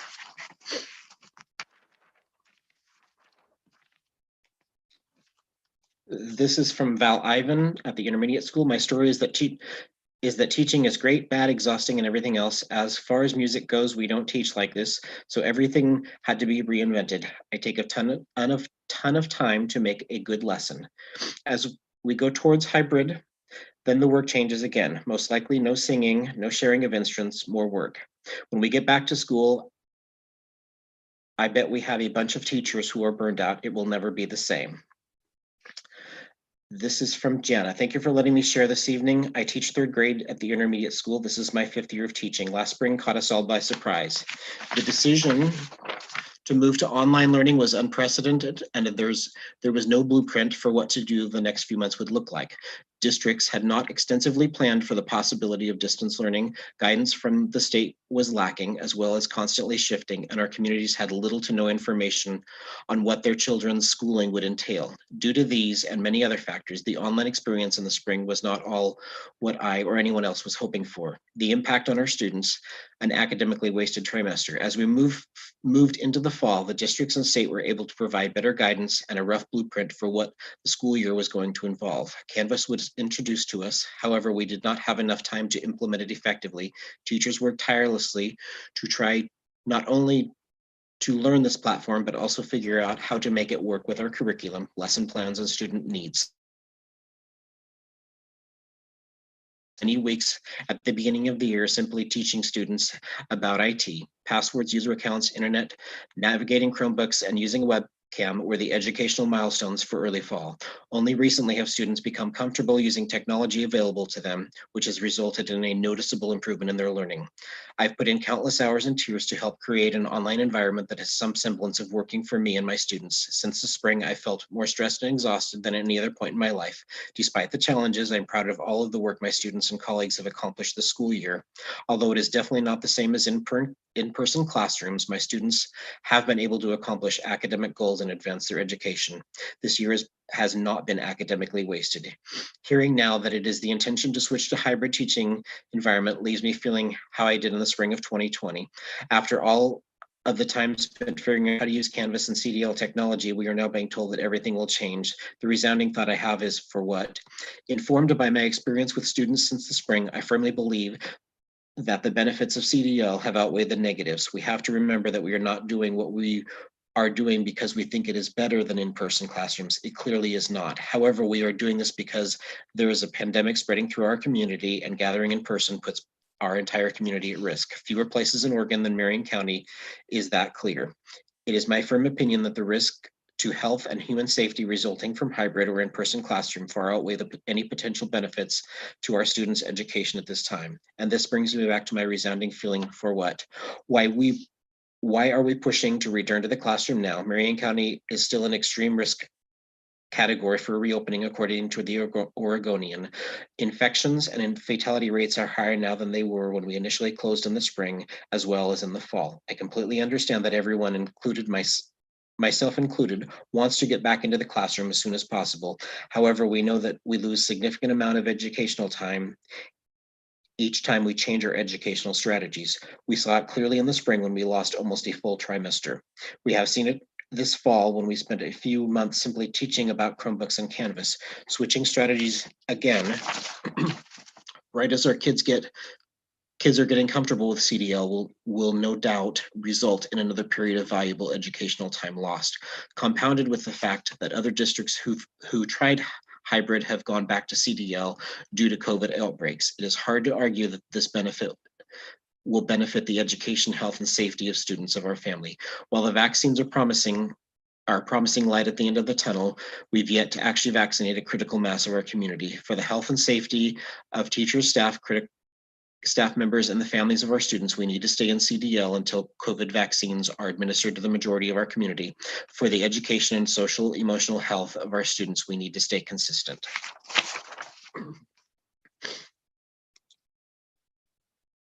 From Sally, I want to be vaccinated prior to opening. I'd already read the comments from Meredith Aiken. I have two more letters to read though. From Darla Boswell, Facebook post to share, what a week. I don't even know how to put my thoughts into words. I realized today that my stress was rubbing off on my son. Poor kid, he knows I'm worried about what the future holds and how he feels it all deeply. We have purposely not told him of the events that happened at the Capitol, but we have heard us talk about a lot of the future of the school for the rest of the year.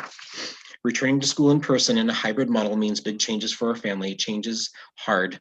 When this happens, my son will no longer be able to do online portion from home with support from me, but will be in some form of childcare. This is hard for me as a mom. I want to be there for him when he needs me. Distance learning isn't perfect in our house, but we finally have a good routine down and that I hate to see changed. Please know that I am speaking as a parent and not as a teacher. I am referring to our circumstances and not those of others. I know that some are really struggling right now. The weight of all of this is so hard. Our district sent out a survey asking if we are ready to come back to hybrid model or stay online for the rest of the year. I asked my son what he wanted. His response is, I don't get to choose, Mom. He's right. I asked if he could choose what he would want. He wants to stay online until we go back full time with no restrictions. I have no idea how I can make this happen for him. Being a parent is hard some days. I'm praying that whatever happens, we will endure and learn from the experience. I know that God is there for us with every step of the way, and we will remain positive no matter what. And the last letter I have is from Cynthia Jackson. My name is Cynthia Jackson. I teach kindergarten. I am in my 34th year of teaching at North Marion. Today, I would like to take a few moments to share my experiences, thoughts, feelings, and concerns regarding comprehensive distance learning and our eventual return to classroom. To be honest, when we first went home at the beginning of this pandemic, it was a relief to get out of my classroom. That sounds awful, but I have been having a very difficult year for at least the second year in a row. And due to a number of situations that were out of my control, I felt like I was losing the constant battle to try and meet the needs of all of my students, while a number of children were regularly disrupting class with dysregulated and aggressive behavior. I'm not alone in that boat. For the last several years, behavior problems have been had a constant and tremendous effect on our primary school classrooms, especially in kindergarten and first grade. So teaching online, though difficult and time-consuming, offered some relief from that demoralizing situation. In both settings, I found myself working constantly and pouring tremendous amounts of energy and emotion into meeting the academic, social, and emotional needs.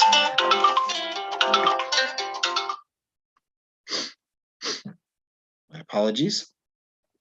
Only to come up short over and over again.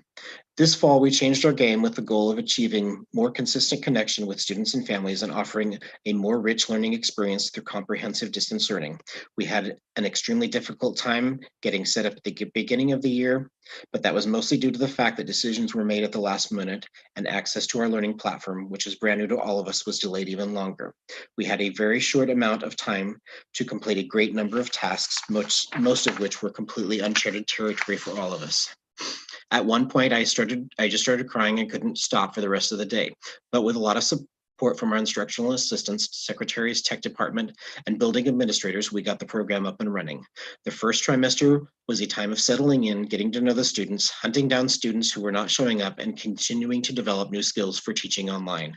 I was surprised that interacting with my students actually felt pretty natural. I have been impressed by the way that my students have worked to establish relationships with one another and grow as a class community.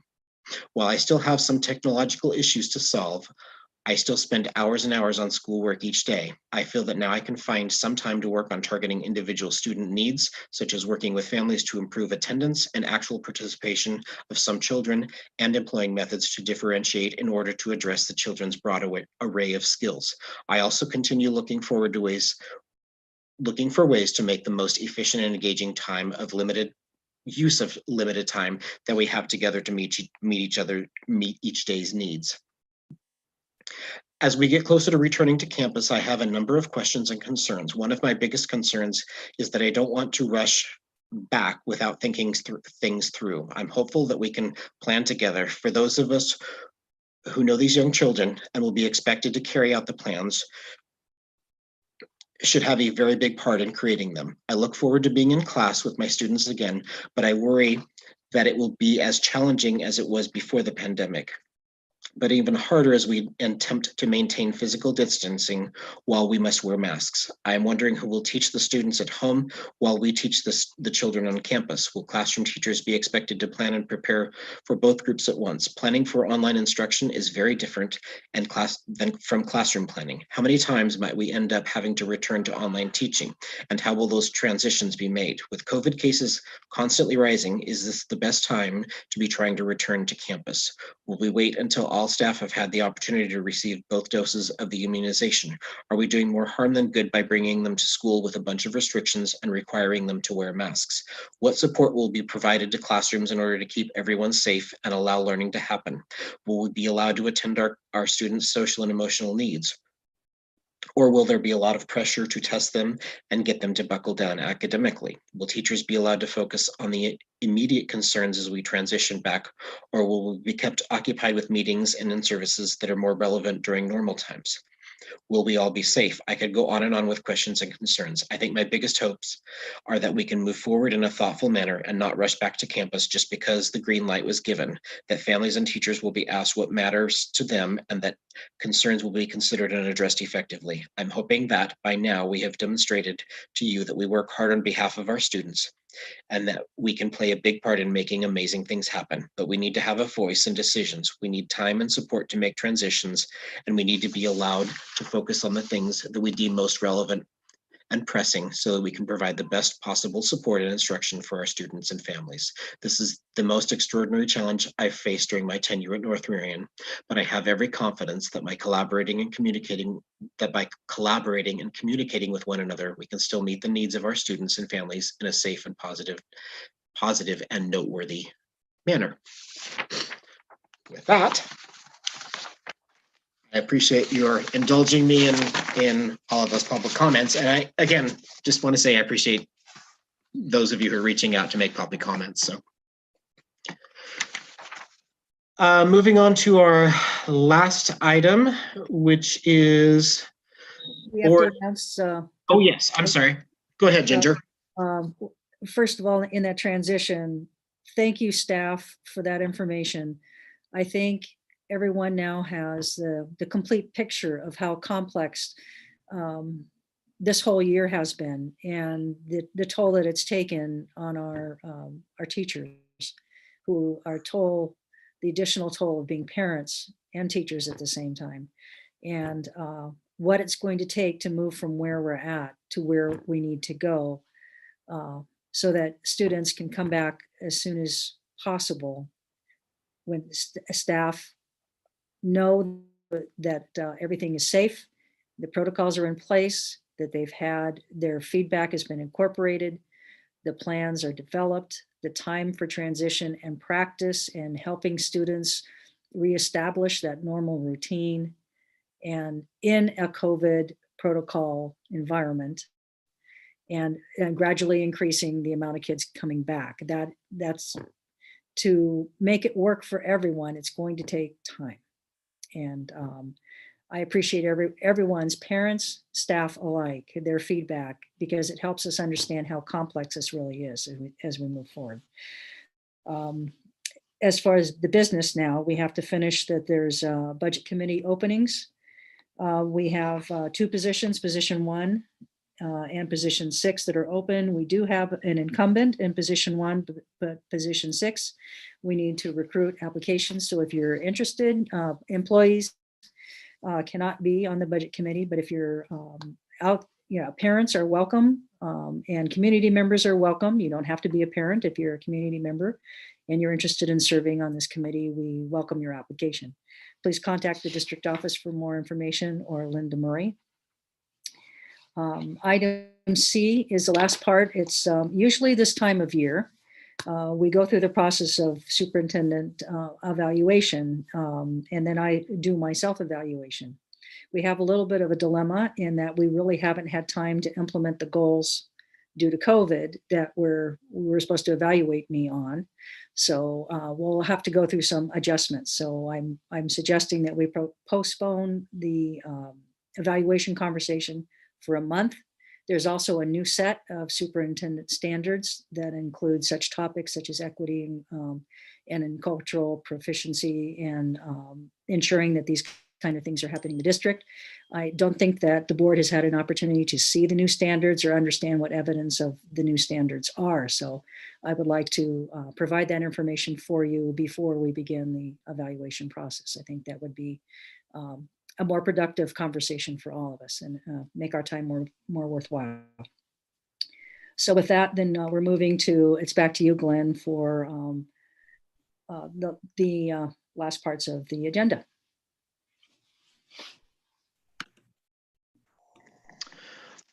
All right. So the last part of this is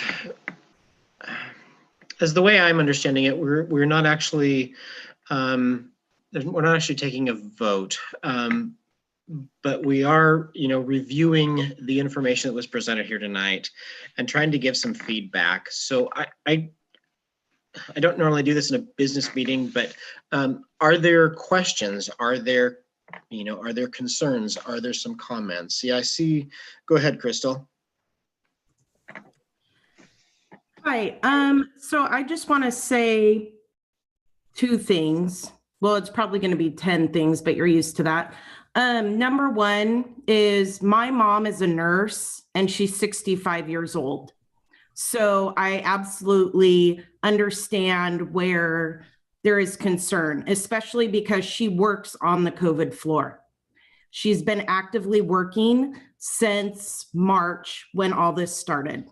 She also buried a grandson, which is another factor that she was not able to control.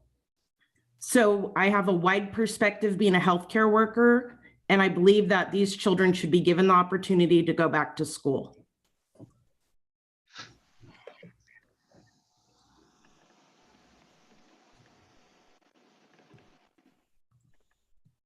Does anyone else want to chime in? Go ahead, Heidi. Hi, yeah. So it's difficult as a board to understand really what our role as kind of the representative of the community, the elected voice of of the community and of staff and people who work at the school and students and everybody, what our role is in this, if any. You know, we don't really need to approve these LIPI plans. And maybe some of you guys can help me out with this. I'm trying to understand even how much of a say we would have in, you know, the timeline of when we could move into a hybrid model. Any feedback on that, Glenn?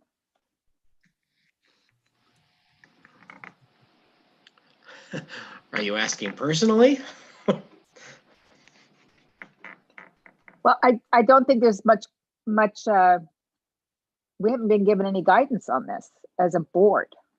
Well, isn't it our responsibility as a board to take into account the community that elected us and what they desire? Absolutely. Because we are elected. Because I'm going to tell you right now, I'm to the point where I want to make a motion that we give Ginger the direction to start the LIPI process. Because that's what we're supposed to do as a board. Give her direction to then give her staff direction. And if you remember, we did that well over a month ago. The reason the kids are coming back next Monday is because of that, you know, that collaborating and that and moving forward with that. I don't think there's any answers that are easy here. I think there's concerns on both sides. I think there's a significant population of our student population. I don't think there's a resounding one direction or the other, because there's a significant amount of our parents who don't want their kids back, and we have to be able to accommodate those as well as you know, move through the steps. That's, while I may disagree personally with all of the you know, the hand tying that the executive orders and the guidance has created, it is what it is. I'd like to hear Bill or Jason or Ricardo or Christy, any comments from you guys? This is Ricardo. Yeah, well, I'm with you, Glenn, and I also believe, you know, like sometimes I don't agree with certain things, but how can you accommodate every single student, parent? You know, some of them want their kids to go back. Some of them don't. So, I mean, it's so difficult. And I understand Crystal that, you know, she wants, because she's hearing from only a few parents, but that's not what we're here for, just a few parents. We are for the whole community. And I don't think some of them, they don't understand how difficult it is for some of the parents that if they expose their whole family, what are they gonna lose? Some of them, they don't have health insurance, and it's not as easy as they think. They need to be in their shoes in order to be able to make some of the comments they're making. And what are you planning on doing tomorrow? It's just not so easy. So I mean, you guys all know that it's very difficult, all this. Thank you. Bill, I saw your hand raised first. Yeah, and I was going to talk about a little bit of what Ricardo was talking about, that for my role as the board, what I want to oversight is that, you know, we're providing a plan that is equitable for those employees, students, parents that cannot accommodate with the majority, but have special situations that cause them to make difficult choices, maybe that they don't even want to take, but for various reasons, due to home situations or things, you know, force them into a choice that is out of their control, but we need to provide them equitable education services to their students as much as anybody else, and that those things are covered. And I also want to make sure that parents understand that there is a choice here. They do not have to send a kid into a building that they're uncomfortable with. And at the same time, we need to communicate clearly, as we are doing like tonight, you know, how much we're doing to try and make it a safe place, but you know, so that they make an informed choice. Those are the kind of things I'm looking for as a board member. Thank you. Thanks, Bill. Heidi, I think your microphone is on yet. I'm not sure if that's where we're getting the background noise from. Yep. Christy, you had your hand raised. Go ahead. Yeah, I'm very happy to see the LIPI presentations today from the school, because I think it's cleared up some of the process that I've had a lot of questions about, and I know other community members have a lot of questions about, and having sort of a concrete timeline on what the school thinks they need for resources to be able to actually put students in the building. There's a little bit more clarity there for me right now on some of the staffing issues and what that will look like based on what the community needs are. So I think that can help inform some of the timeline things. And I also would really looking forward to seeing the results of the survey that we just did. I think that will help us decide, again, some more timeline stuff on what actually the breakdown is of the community. You know, what is the percentage of people who do want to continue in CDL, and what is the percentage of people who are ready for hybrid? And I think then that can help us decide, along with, we really have to hear what that health update is on the 19th. I think we have to have that information before we can make any other different decisions. And I'm very glad to see that we will have some students back in the building next week. I think that that's an important step for those students moving forward. But yeah, I'm very appreciative of the work that's gone into the plan so far. So thank you to everybody who's done that and helping to answer the rest of those questions. Thanks, Christy. Jason, did you have any comments? I haven't heard from you.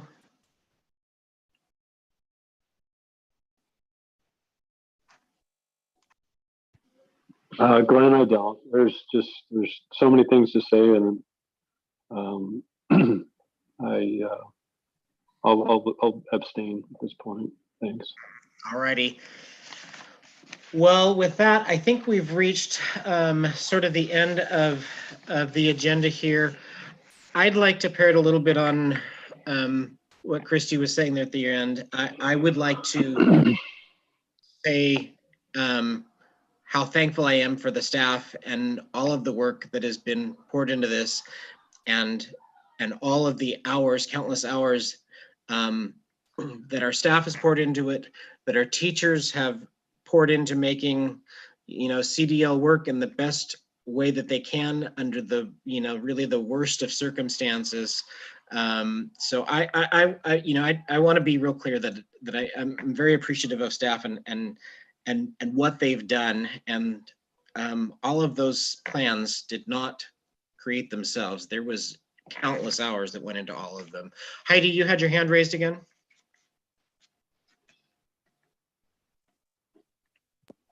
Yeah, thank you, Glenn. And I want to express my appreciation too for this. It's evident that the staff has put in so much work into and planning, and I'm sure many hours to develop these very detailed, and I feel very safe and reassuring plans. And I would not have a problem sending my child to LIPI instruction the way it was presented. It's very much appreciated. I did have a question. Depending on the results of the survey that we get, how flexible are we with these plans? Can we start increasing the cohort sizes in LIPI so that maybe we could reintroduce more kids back to school quicker if there's, if that's kind of what we're seeing from the survey. Ginger, is that something you want to speak to now, or would you like to Sure. speak to that later? No, I actually want to share my screen for a second.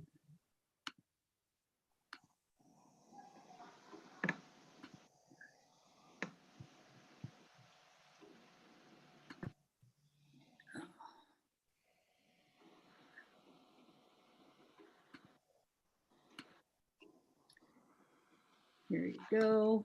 This is the draft that we want to talk about. As far as that particular comment, currently we have over 1,000 responses and we're having to clean them up. There's been some glitches.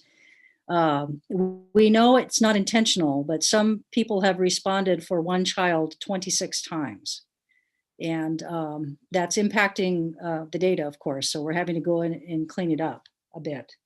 But so far, it looks like we're a 60-40 split. 60% of the students or families are indicating that they would like students to come back for a hybrid. Some of those people that said they want to come back refuse to wear masks, though. So according to the protocols, we cannot allow them to come back. You have to follow the protocols to be able to come back for hybrid instruction. So it's looking like it'll be 40% or maybe a little more than 40% that will not return right away. That is a significant challenge for us to figure out what to do. We wonder, though, if the plans are working well and LIPI is working well, which is why we start gradually and increasing. It will show everyone and build confidence that we are able to do these things safely, and more parents will be motivated to let their children return to school. That's our goal. And it's very important that we take these first few steps deliberately, carefully, strategically, so that everyone gains that confidence, including our staff. They need it as well. Everyone's a little bit traumatized. Our number one goal is to get as many students back as quickly as possible. And this is our draft timeline of how this is going to start. This is page 1. And this is the second slide. And we're just about done figuring it out. But we are definitely, our goal is to get as many kids back as soon as possible. And that's what we're working on. Well, like Christy said, and Glenn has reiterated, the 19th is a critical date. We're also looking at getting childcare back here. From what I understand, the Oregon Health Authority is working with ODE on the new guidelines so that the early learning division guidelines are not different than the school. So that will help us tremendously. There's a lot of things that are going to change on the 19th, and we need to know for sure what those things are so that we can move forward with our plans. So I hope that helps. Thanks, Ginger. Crystal, go ahead.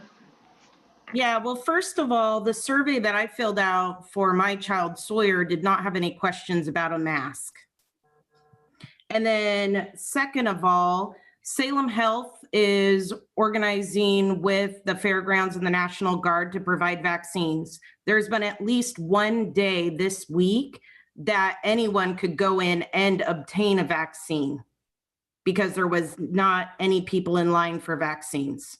So I'd be more than happy to share those Crystal and links for that. Crystal, can I interject, please? Sure.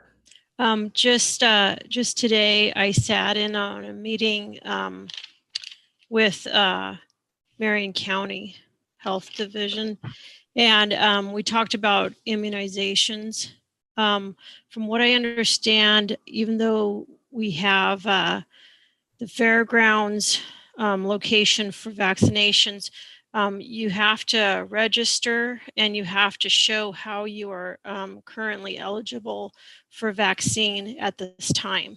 So they're not just giving vaccinations just to anybody. They're still following the 1A, the first phase 1A. You have to be able to show that you are in that category before you can receive a vaccine. Correct. But during the week, this week, there was a notification that was sent out that regardless if you were in there, before they threw the vaccine away, they would give it to anyone who appeared. And I can pull up that document.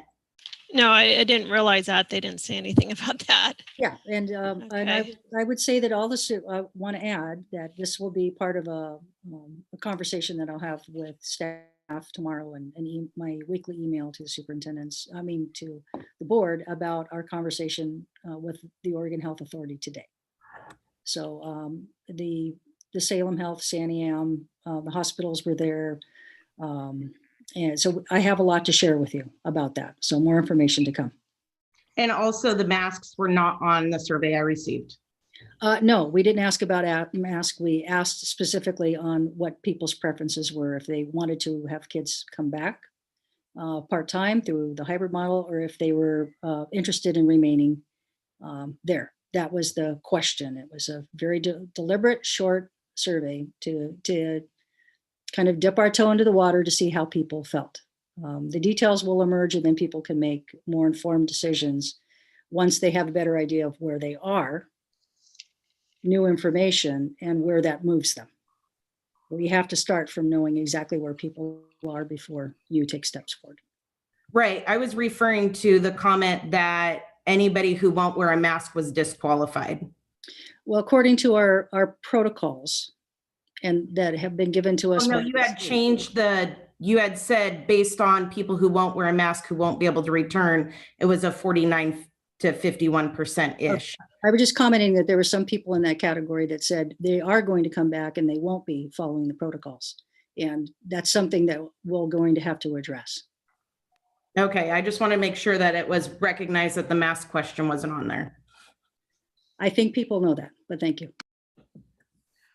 Okay, I have one question for the board, and I'll probably just do a roll call on this. Would January 27th work as a date? Because that is not our normal date in terms of meeting with Vince. So, Ricardo?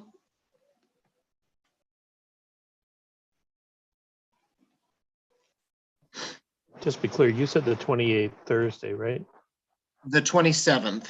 27th. January Wednesday. 27th, for a date to meet with Vince from OSBA for board development. I'm getting that correct, right, Ginger? Okay. Is that the regular time, 6 regular meeting time, or no? We can change that time to be, we can start at 5, we can start at 6. It depends on when people are available. Yeah. Vince is open either way.